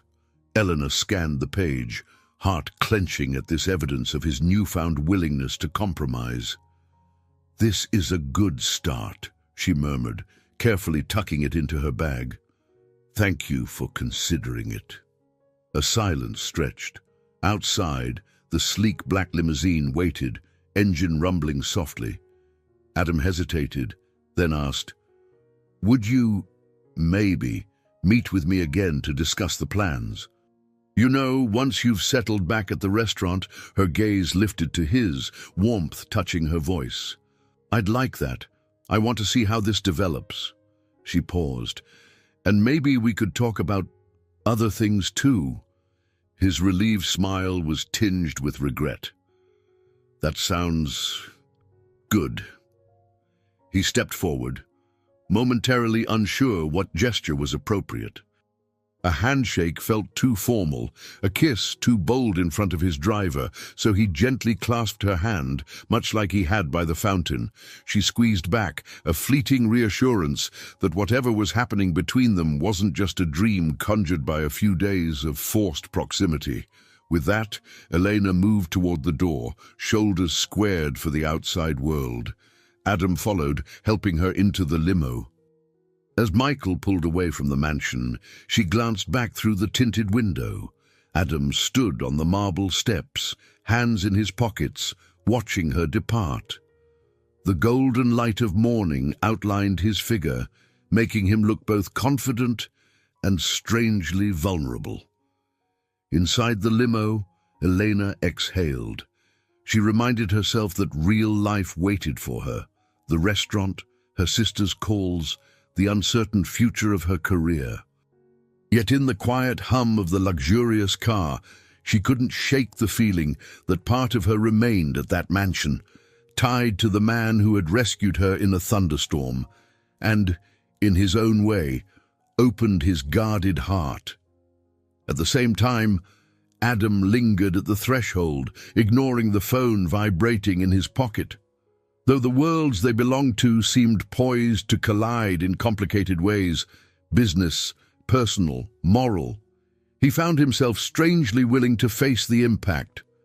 For the first time, he stood ready to let someone in, even if it meant risking the carefully crafted empire he had built. The next few days passed in a blur for Elena once she returned to Le Jardin. The restaurant staff flocked around her the instant she walked through the doors, peppering her with questions. She soothed their worries with a brisk explanation. She'd been caught in the storm and laid up at a nearby estate until the roads reopened. Curiosity lingered in their eyes, but Elena's calm assurance quieted further prying. Despite the staff's genuine relief at her return, she felt a hollow ache she couldn't name. She slipped back into routine, overseeing inventory, training new servers, tweaking seasonal menus, yet every task felt oddly colorless. Occasionally, she'd stop mid-chop or pause while plating a dish, mind drifting to Adam. Their goodbye at his mansion replayed in her thoughts, the way he'd looked standing on those marble steps, the folded paper with his revised ideas for the Wilcott building safely tucked in her bag. She tried to refocus on the present, but each evening she found herself scrolling through missed calls and messages, half expecting to see Adam's name. There were texts from Sophie, her 29-year-old sister in Brooklyn, who had heard about Elena's storm adventure and demanded details. Elena wrote back a short, cryptic reply. She didn't have the energy for a full confession, didn't fully understand it herself. Meanwhile, in the sleek offices of Donovan Luxury Hotels, Adam confronted his own wave of demands. Vanessa Powell, his 45-year-old vice president, noticed his distraction in meetings. He signed documents with unusual haste, sometimes asking her to repeat key points he'd have once remembered effortlessly. Late at night, alone in his corner office, Adam caught himself staring at the city lights, recalling how he and Elena had walked the mansion's gardens under moonlight. Her absence pressed on him in a way he hadn't anticipated. Business, however, did not pause for personal brooding. A critical negotiation loomed with the board regarding the Wilcott building. Investors clamored for the quickest path to profit. Preservationists amped up public pressure. Adam knew reintroducing the alternative design, preserving the building's facade, would provoke resistance from certain stakeholders, yet the idea refused to leave his mind. To gain clarity, he dialed Robert Chen's number. The 45-year-old attorney answered with his usual professional calm. "If you push for these preservation changes, it'll cost more time and money," Robert warned. "You might lose some investors." Adam pinched the bridge of his nose, exhaustion heavy in his voice. "I'm aware, but there's a bigger picture. We can't bulldoze every historic landmark and then pat ourselves on the back for turning a profit. That's not a typical Adam Donovan stance," Robert noted dryly. Adam hesitated, recalling Elena's impassioned arguments. "People change," he murmured. "I'll need the revised projections. Email them by tomorrow."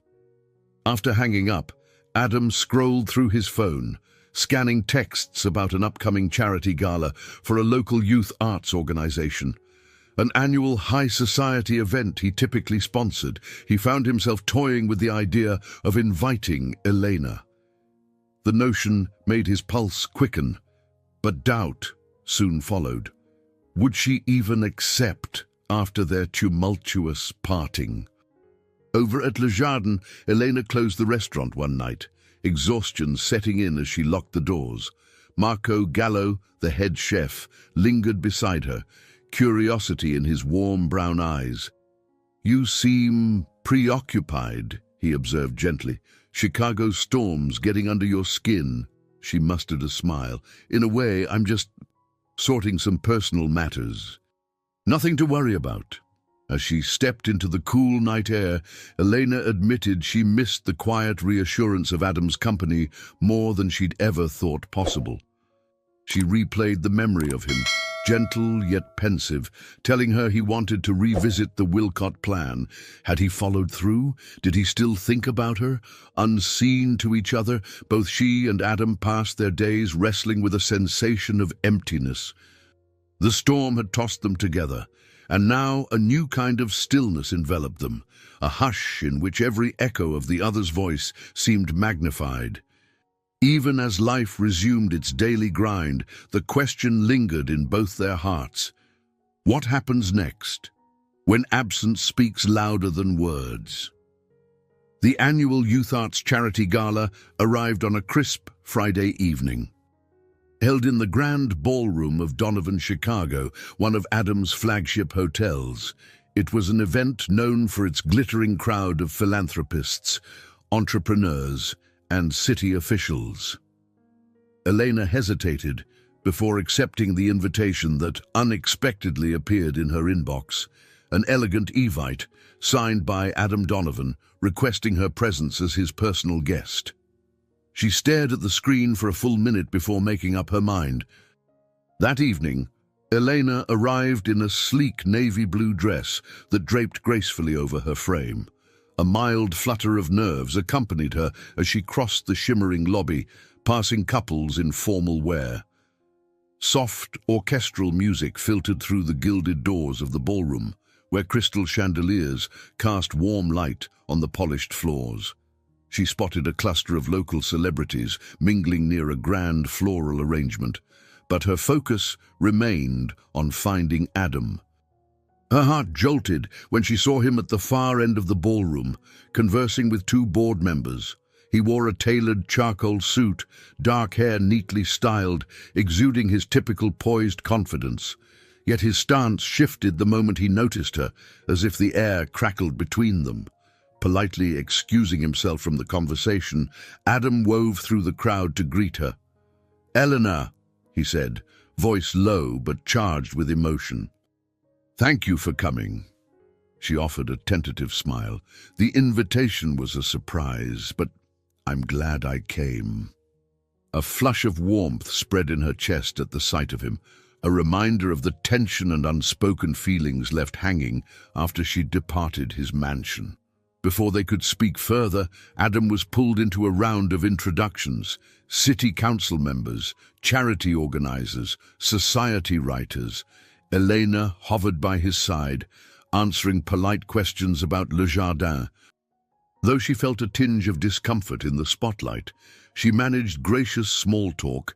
Occasionally, she met Adam's gaze in a silent exchange that promised deeper conversation once obligations were fulfilled. "Adam Donovan, you've outdone yourself again," came a smooth voice as Richard Keller, a mentor-turned-rival of Adam's, approached. With silvering hair and a polished grin, Richard glanced at Elena. "I see you're bringing new company these days." "Delighted to meet you. Elena, is it?" Elena nodded, something about his calculating smile setting her on edge. Adam tensed subtly. "Elena Reeves, manager at Le Jardin," Adam clarified. "She's also been providing me with some community insights on a project." Richard's brows lifted, but he kept his tone pleasant. "Ah, yes. The Wilcott Building drama, I presume." He flashed a quick grin at Elena. "I do hope your advice isn't steering Adam away from profitable opportunities. He's quite the master at those." Though the remark was framed politely, Elena sensed the barb. She stood a little taller. "Sometimes the most profitable outcome isn't always the best for the community, Mr. Keller. Adam and I have discussed more balanced approaches." Richard let out a low chuckle, turning to Adam. "Well, well. A new perspective indeed." He offered a handshake so firm it verged on a challenge. "Good luck with that, Adam. I look forward to seeing how the board takes it." With that, he drifted into the crowd, leaving an undercurrent of tension in his wake. Elena noticed Adam's rigid posture. "He's not exactly subtle," she murmured. Adam exhaled slowly. "He's a master at pushing buttons, but I won't let him derail what I'm trying to do. We can talk more privately. Shall we get some fresh air on the balcony?"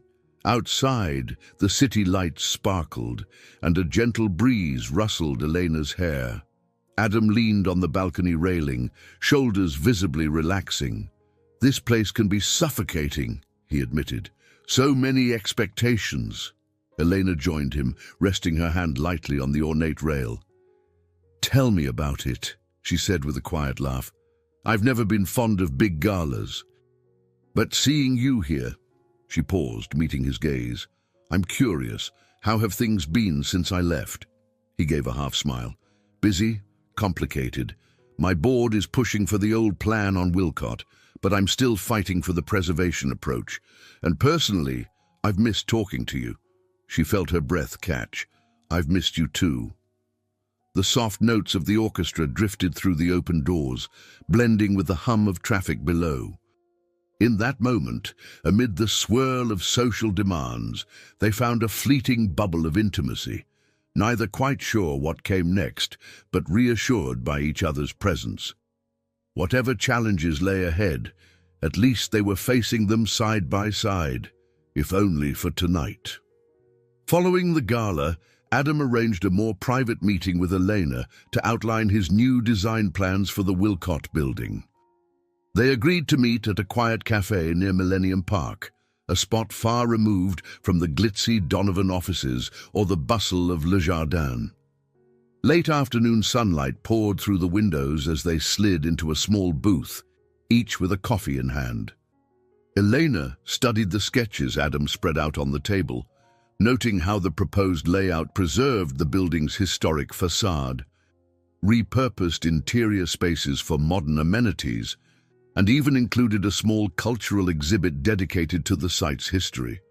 "This is so much more thoughtful," she said, impressed. Adam nodded. "Robert Chen's still reworking the legal and financial aspects. We'll need a bigger budget, but I'm trying to convince the board it'll pay off in goodwill and unique branding." Her expression brightened. "I believe it will, if you present it right." She tapped the sketches. "I can help put you in touch with local historians or community leaders. They'll rally behind a plan like this." His tense shoulders seemed to relax. "That might give me more leverage with the board," he smiled, leaning back. "Thank you." They spoke easily for half an hour, the conversation drifting between business logistics and personal anecdotes. Elena confided her own dream of launching a cooking initiative for at-risk youth. perhaps in conjunction with the Wilcott's cultural space. Adam listened intently, the spark in his blue eyes revealing genuine enthusiasm. It felt like the stormy days at his mansion had forged an unspoken understanding, one that only grew stronger now. But as they were gathering their things to leave, Adam's phone buzzed. He frowned at a text from Jessica. Richard Keller was just in the office, offering alternative investor leads. Seems suspicious. Another message popped up from Vanessa, warning him about a rumor swirling within the board, something about leaked financial projections that contradicted Adam's new vision. An uneasy feeling coiled in his chest. He glanced at Elena. "Looks like Richard is making moves behind my back. I need to get to the bottom of this." They stepped out onto the street.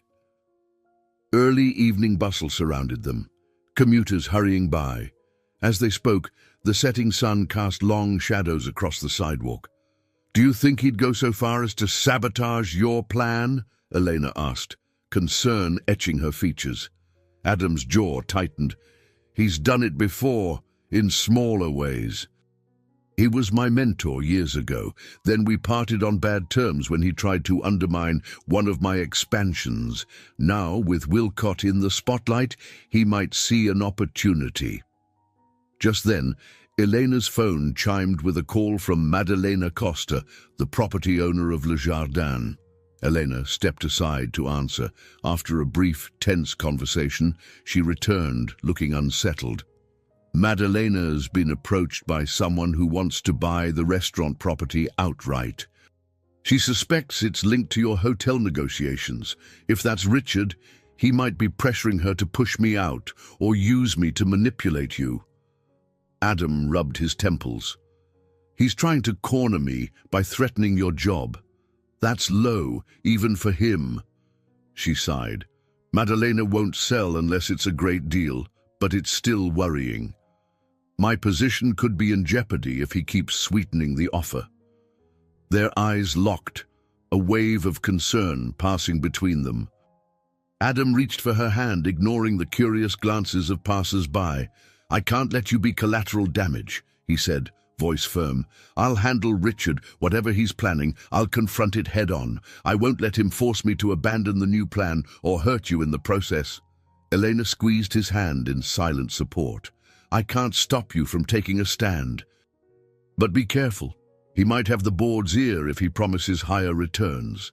Adam exhaled, releasing her hand reluctantly as they stood at a busy crosswalk. "I know. I'm prepared to lose some allies if it means doing the right thing. And if the board calls for a vote, so be it. I won't back down." The traffic light changed, and people surged around them. For a moment, they remained still in that sea of motion, the tension of impending conflict weighing heavily. But beneath the anxiety, there was a current of resolve, a feeling that if they stood together, they might weather whatever conspiracies Richard set in motion. Because sometimes the hardest choices define not only business outcomes, but the very core of who they wish to become. The boardroom at Donovan Luxury Hotels felt unusually oppressive as Adam prepared for the most critical meeting of his career. Floor-to-ceiling windows showcased Chicago's skyline, but storm clouds threatened overhead, mirroring the tension within. Around the massive conference table sat stern-faced board members, their attention fixed on quarterly reports and projections for the Wilcott building. Richard Keller, impeccably dressed in a dark suit, lounged at the far end of the table. He had no official seat on the board, but had been invited to present alternative funding opportunities. Adam suspected those opportunities hinged on gutting the historic property. Sitting beside Richard was Gerald Harper, the 65-year-old board president, whose white hair and severe expression reflected decades of corporate battles. Adam took a breath, conscious that Eleanor's presence wasn't here to calm him. She'd offered to stand by him, but he insisted this fight was his to lead. Robert Chen was on his right, flipping through printouts of Adam's revised plan, At the appointed time, Gerald signaled the start of the meeting. As you all know, we have two divergent proposals regarding the Wilcott building, Gerald began, voice measured. First, Mr. Donovan's new concept preserving the facade, adding community spaces, and promoting historical value. Second, a more straightforward demolition and rebuild, which promises larger immediate returns. Adam rose.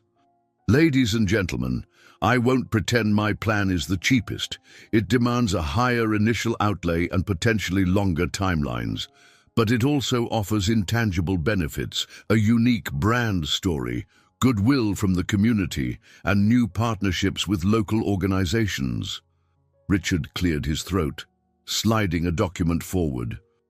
Let's talk numbers, he said with an oily smoothness. My associates are prepared to invest in Donovan Hotels, but only if we focus on maximizing returns.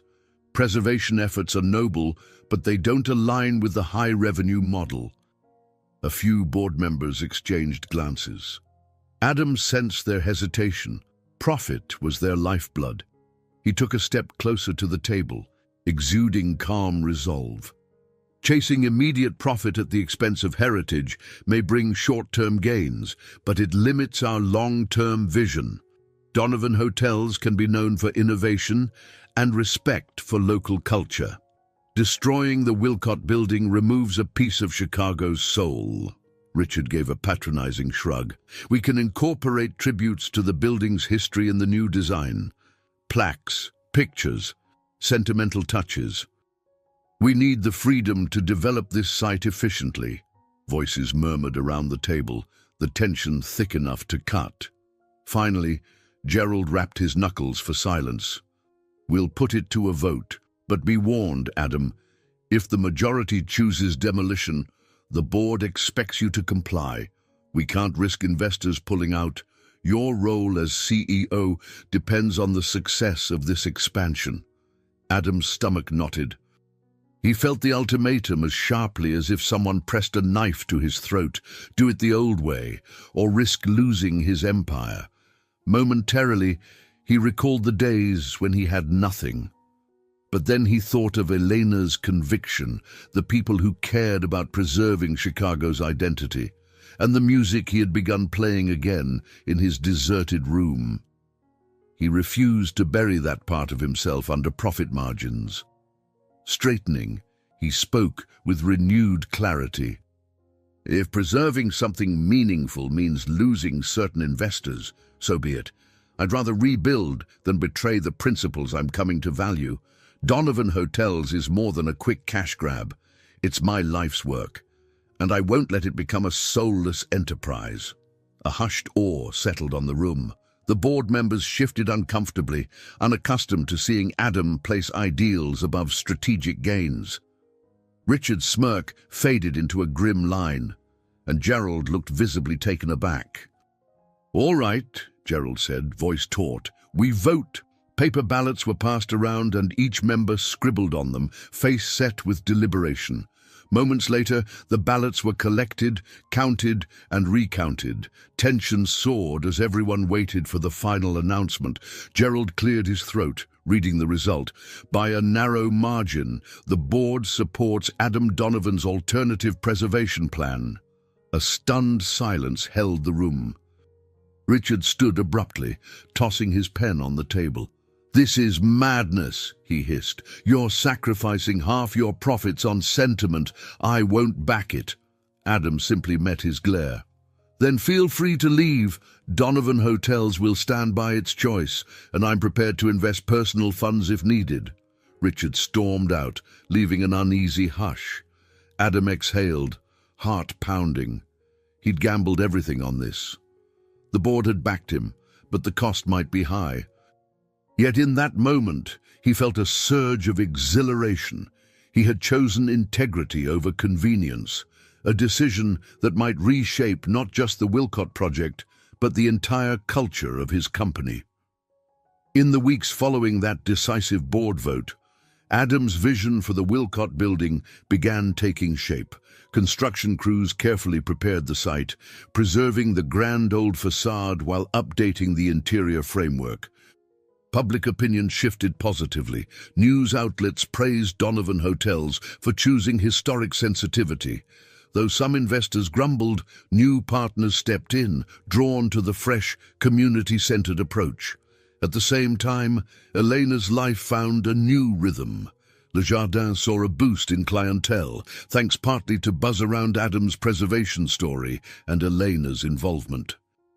Tucked in her office one afternoon, she exchanged texts with Sophie, who had finally wrangled Elena's full confession about the storm, Adam's mansion, and the complicated romance blossoming in between.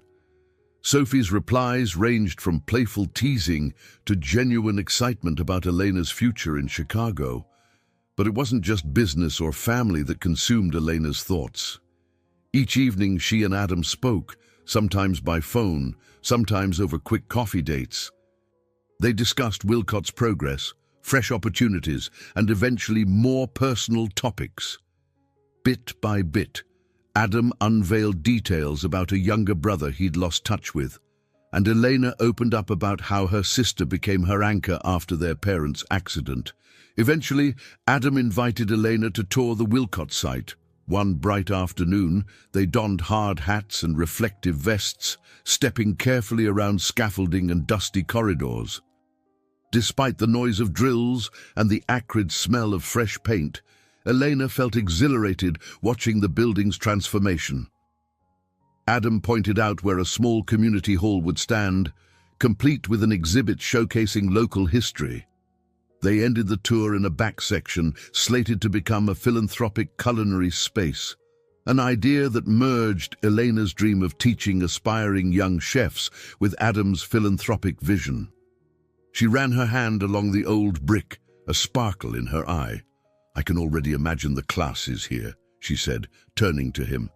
"Kids from underprivileged neighborhoods, learning culinary fundamentals, discovering their passions. It's so real." Adam's gaze was warm. "It's the kind of project I used to dismiss. Too soft, not enough profit. Now I see it as an investment in something that matters." "You showed me that." A slight breeze stirred dust motes in a shaft of sunlight. They stood in that hazy glow, the hum of workmen echoing in the background. Eleanor rested a hand on Adam's arm. "It's not just me. You had this in you all along, but maybe you needed a jolt from that storm to bring it out." He traced the edge of her hard hat with a wry grin. "A jolt, and a determined restaurant manager with a strong sense of justice." His expression softened. "And a strong sense of compassion." They stepped outside, blinking in the brightness. On the sidewalk, they shed their safety gear. Adam glanced at her with a hint of hesitation.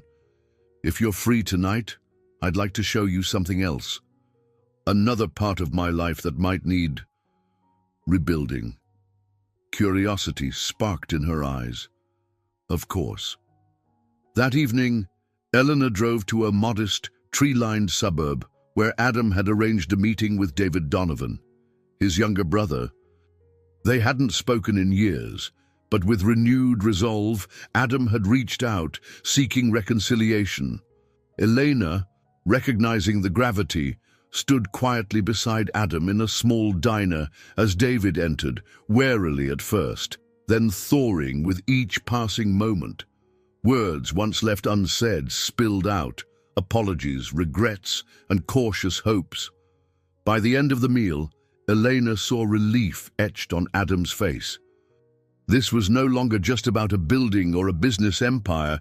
It was about constructing bridges where walls had been.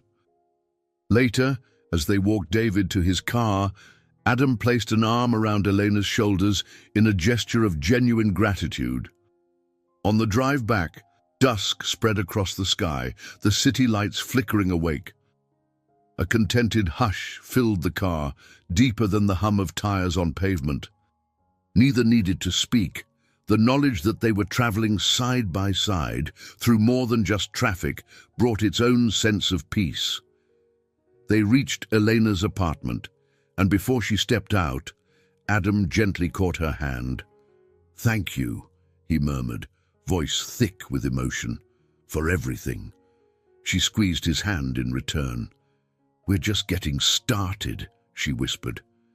And as she closed the door behind her, Elena realized that neither she nor Adam was alone anymore. They had begun to reconstruct more than an old Chicago landmark.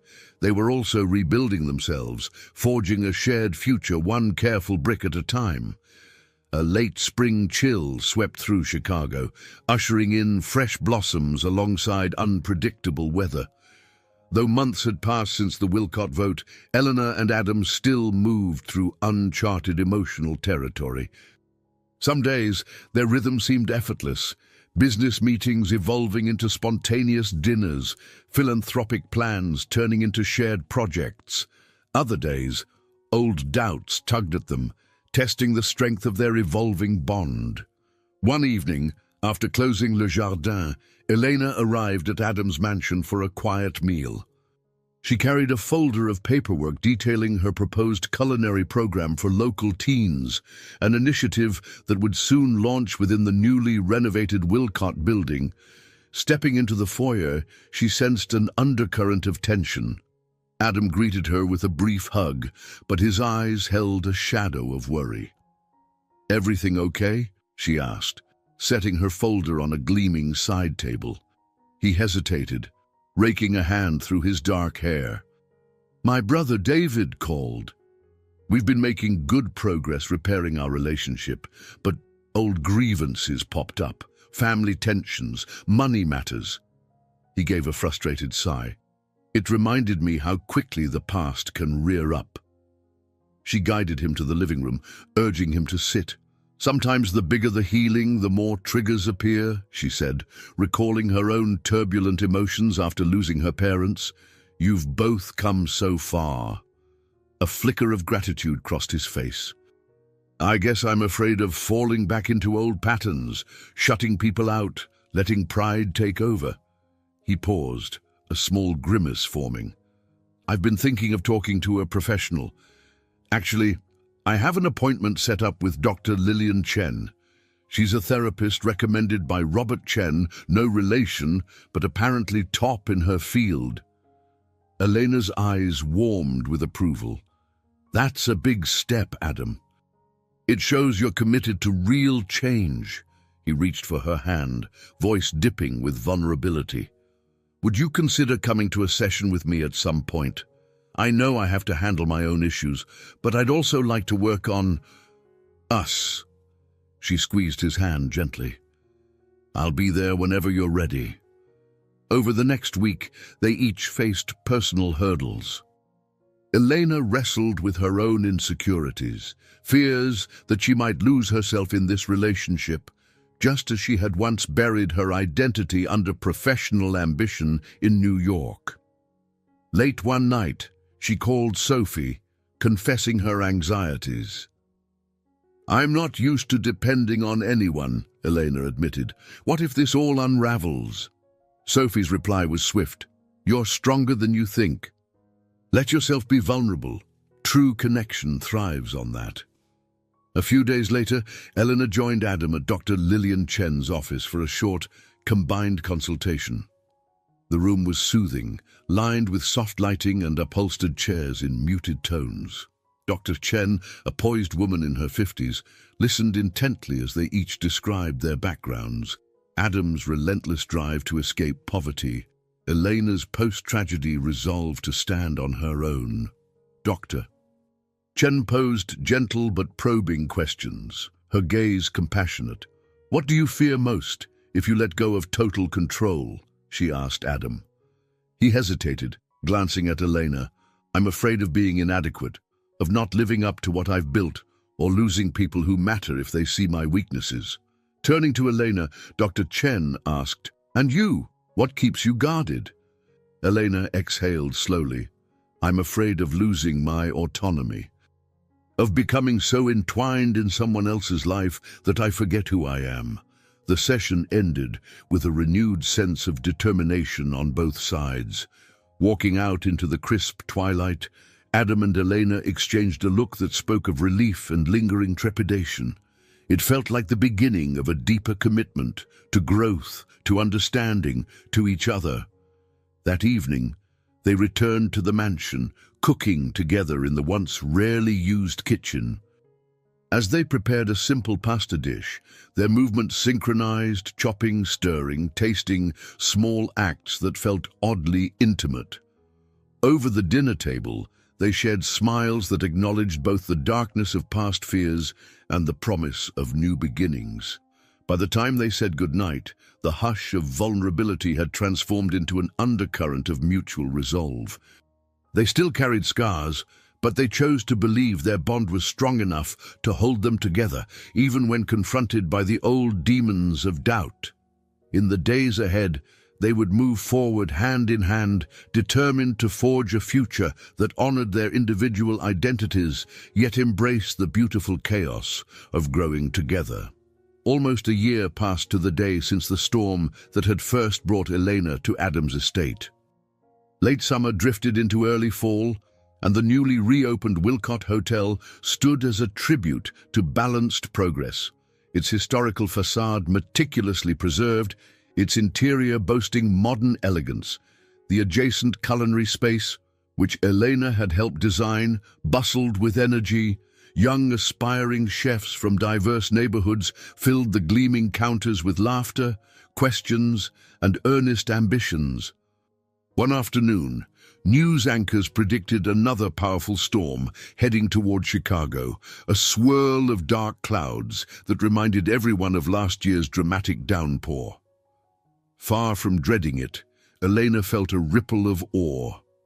She recalled how that first storm had changed everything, leading her to the edge of Adam's property and into his guarded life.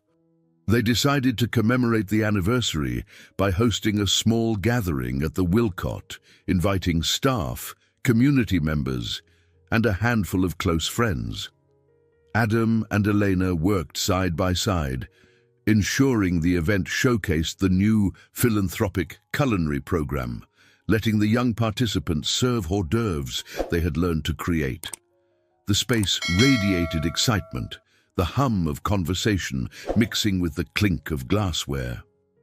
Midway through the gathering, Adam stepped up to a small podium. The crowd hushed expectantly. Elena stood off to one side, curious as to what he might say. His eyes briefly caught hers. Then he cleared his throat. "A year ago," he began, "I was on a path that, in many ways, felt unstoppable but hollow. It took a storm, literal and metaphorical, to force me to slow down and see what I was missing.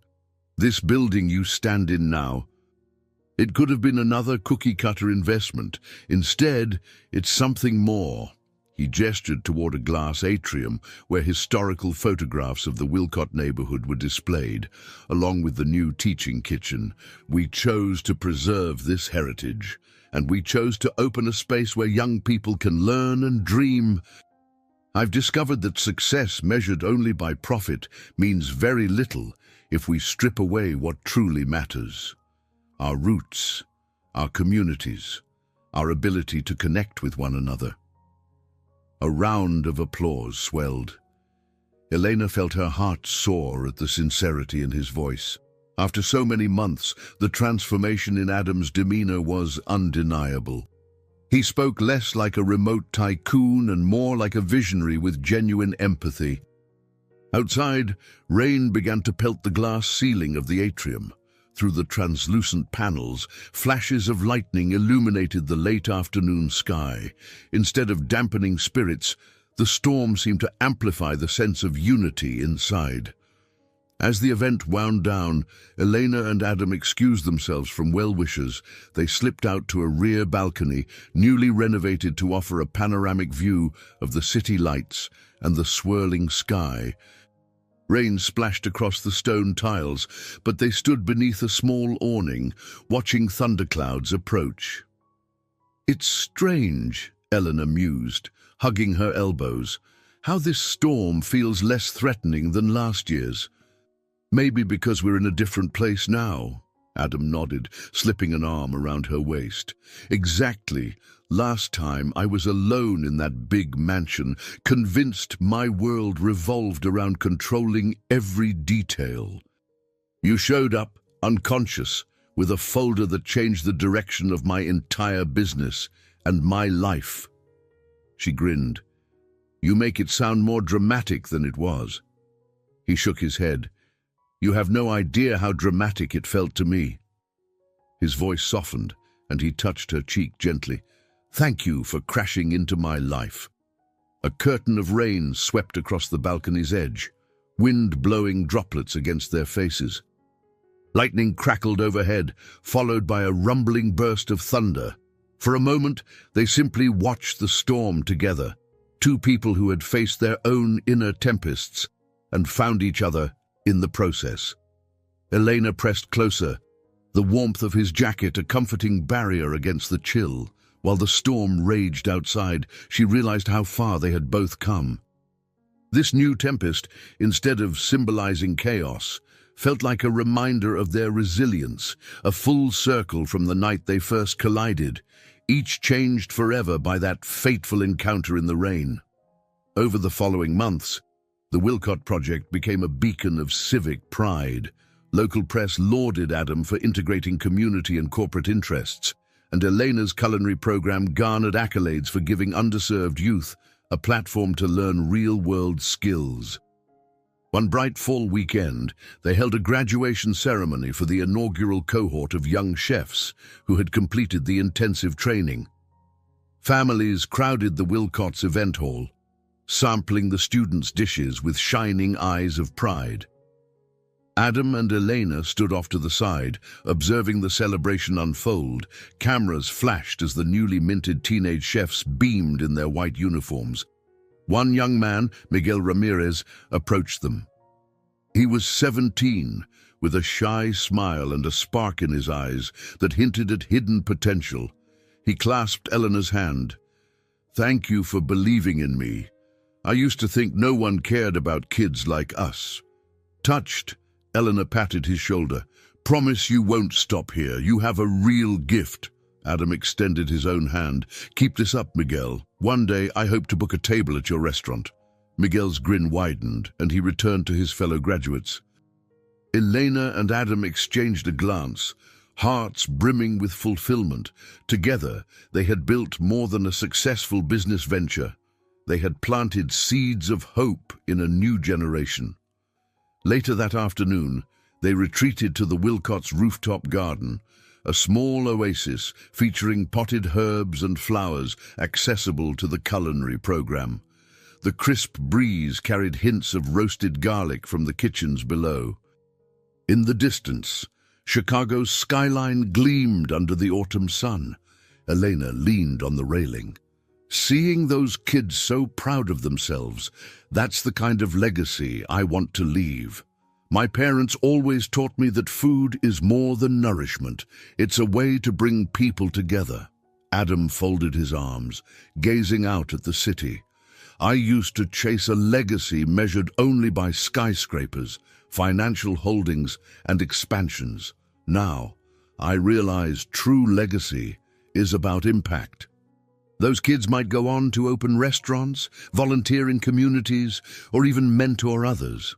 That ripple effect means more to me than a perfect profit margin." She reached for his hand. "It's amazing how much has changed in a year. Remember when you told me about your father, how you believed you had to be ruthless to succeed? You're proving otherwise." His mouth curved into a thoughtful smile. "I hope so. But I also learned I can't do it alone. Having people around me, having you by my side, makes all the difference." They strolled along the garden pathway, discussing future expansions for the program.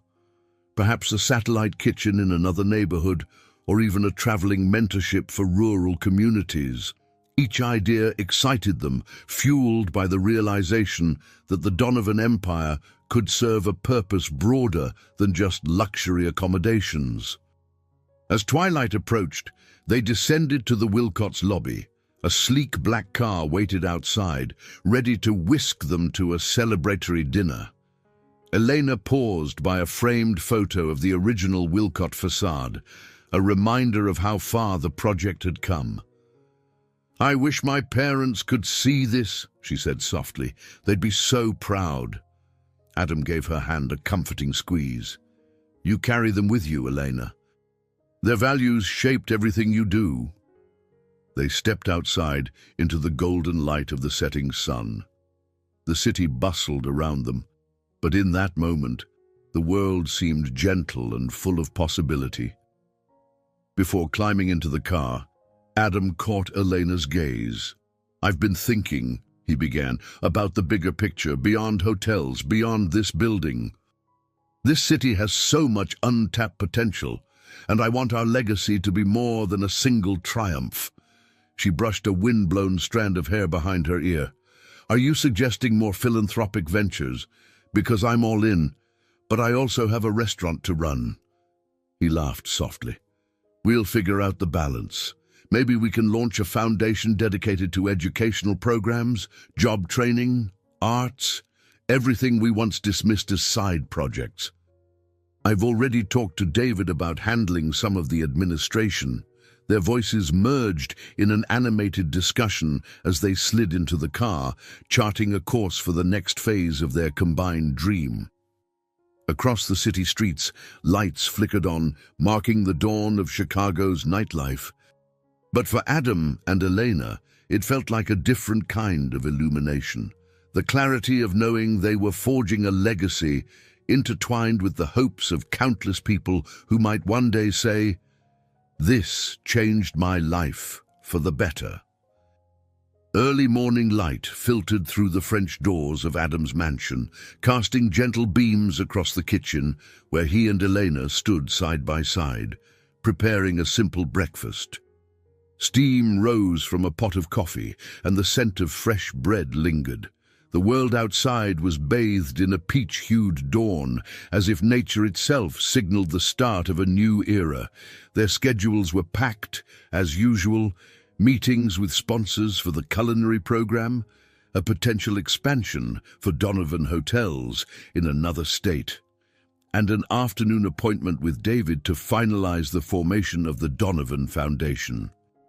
Despite the steady hum of responsibilities, an undercurrent of peaceful contentment flowed between them this morning.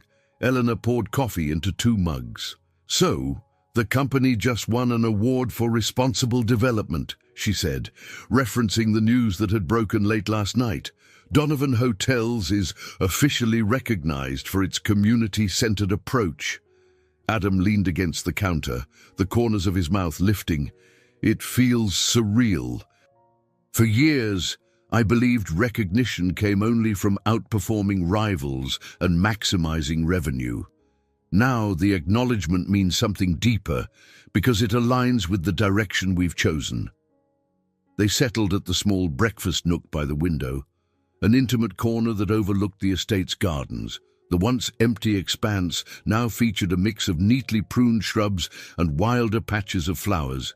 Elena's influence, preferring a touch of natural growth over rigid lines. While they ate, they chatted about upcoming events, from a second wave of culinary students to a benefit dinner in a few weeks' time. At one point, Eleanor went quiet. Adam noticed her pensive expression and reached for her hand. "What's on your mind?" She inhaled, clearly nervous. "There's something I need to tell you." Gently resting a palm over her abdomen, she dropped her gaze. "I found out yesterday.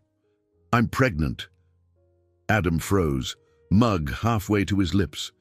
His pulse thundered in his ears, an unspoken swirl of emotion flaring inside. For a moment, he sat there, stunned, wrestling with the enormity of the news.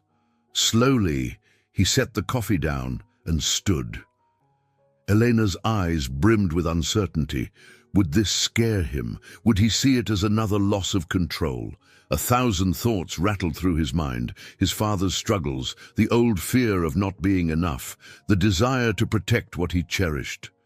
But overriding it all was a wave of tenderness. He slid a hand around her waist, guiding her to stand. "Elena, he managed softly, pressing his forehead to hers. "Are you happy?" "Because I am. I'm surprised, maybe a little scared, but happy beyond words." Her eyes glistened. "I'm still processing it, but yes, I'm happy, even if it's overwhelming. We've come so far. This is the last thing I expected, but I think—" She hesitated, then a gentle smile curved her lips. "I think it's a wonderful new chapter for us." He cradled her face in his hands, heart surging with a depth of affection he never imagined himself capable of. In the golden morning light, they stood in silent affirmation, the weight of their shared future pulsing between them. The once aloof magnate and the fiercely independent chef now found themselves on the brink of becoming a family. When they finally pulled apart, Elena exhaled a trembling laugh. "I guess we'll have to add a nursery to the Donovan Foundation's list of projects." Adam chuckled, eyes still misty. "We can handle expansions and philanthropic initiatives, but I have a feeling raising a child might be the greatest undertaking yet."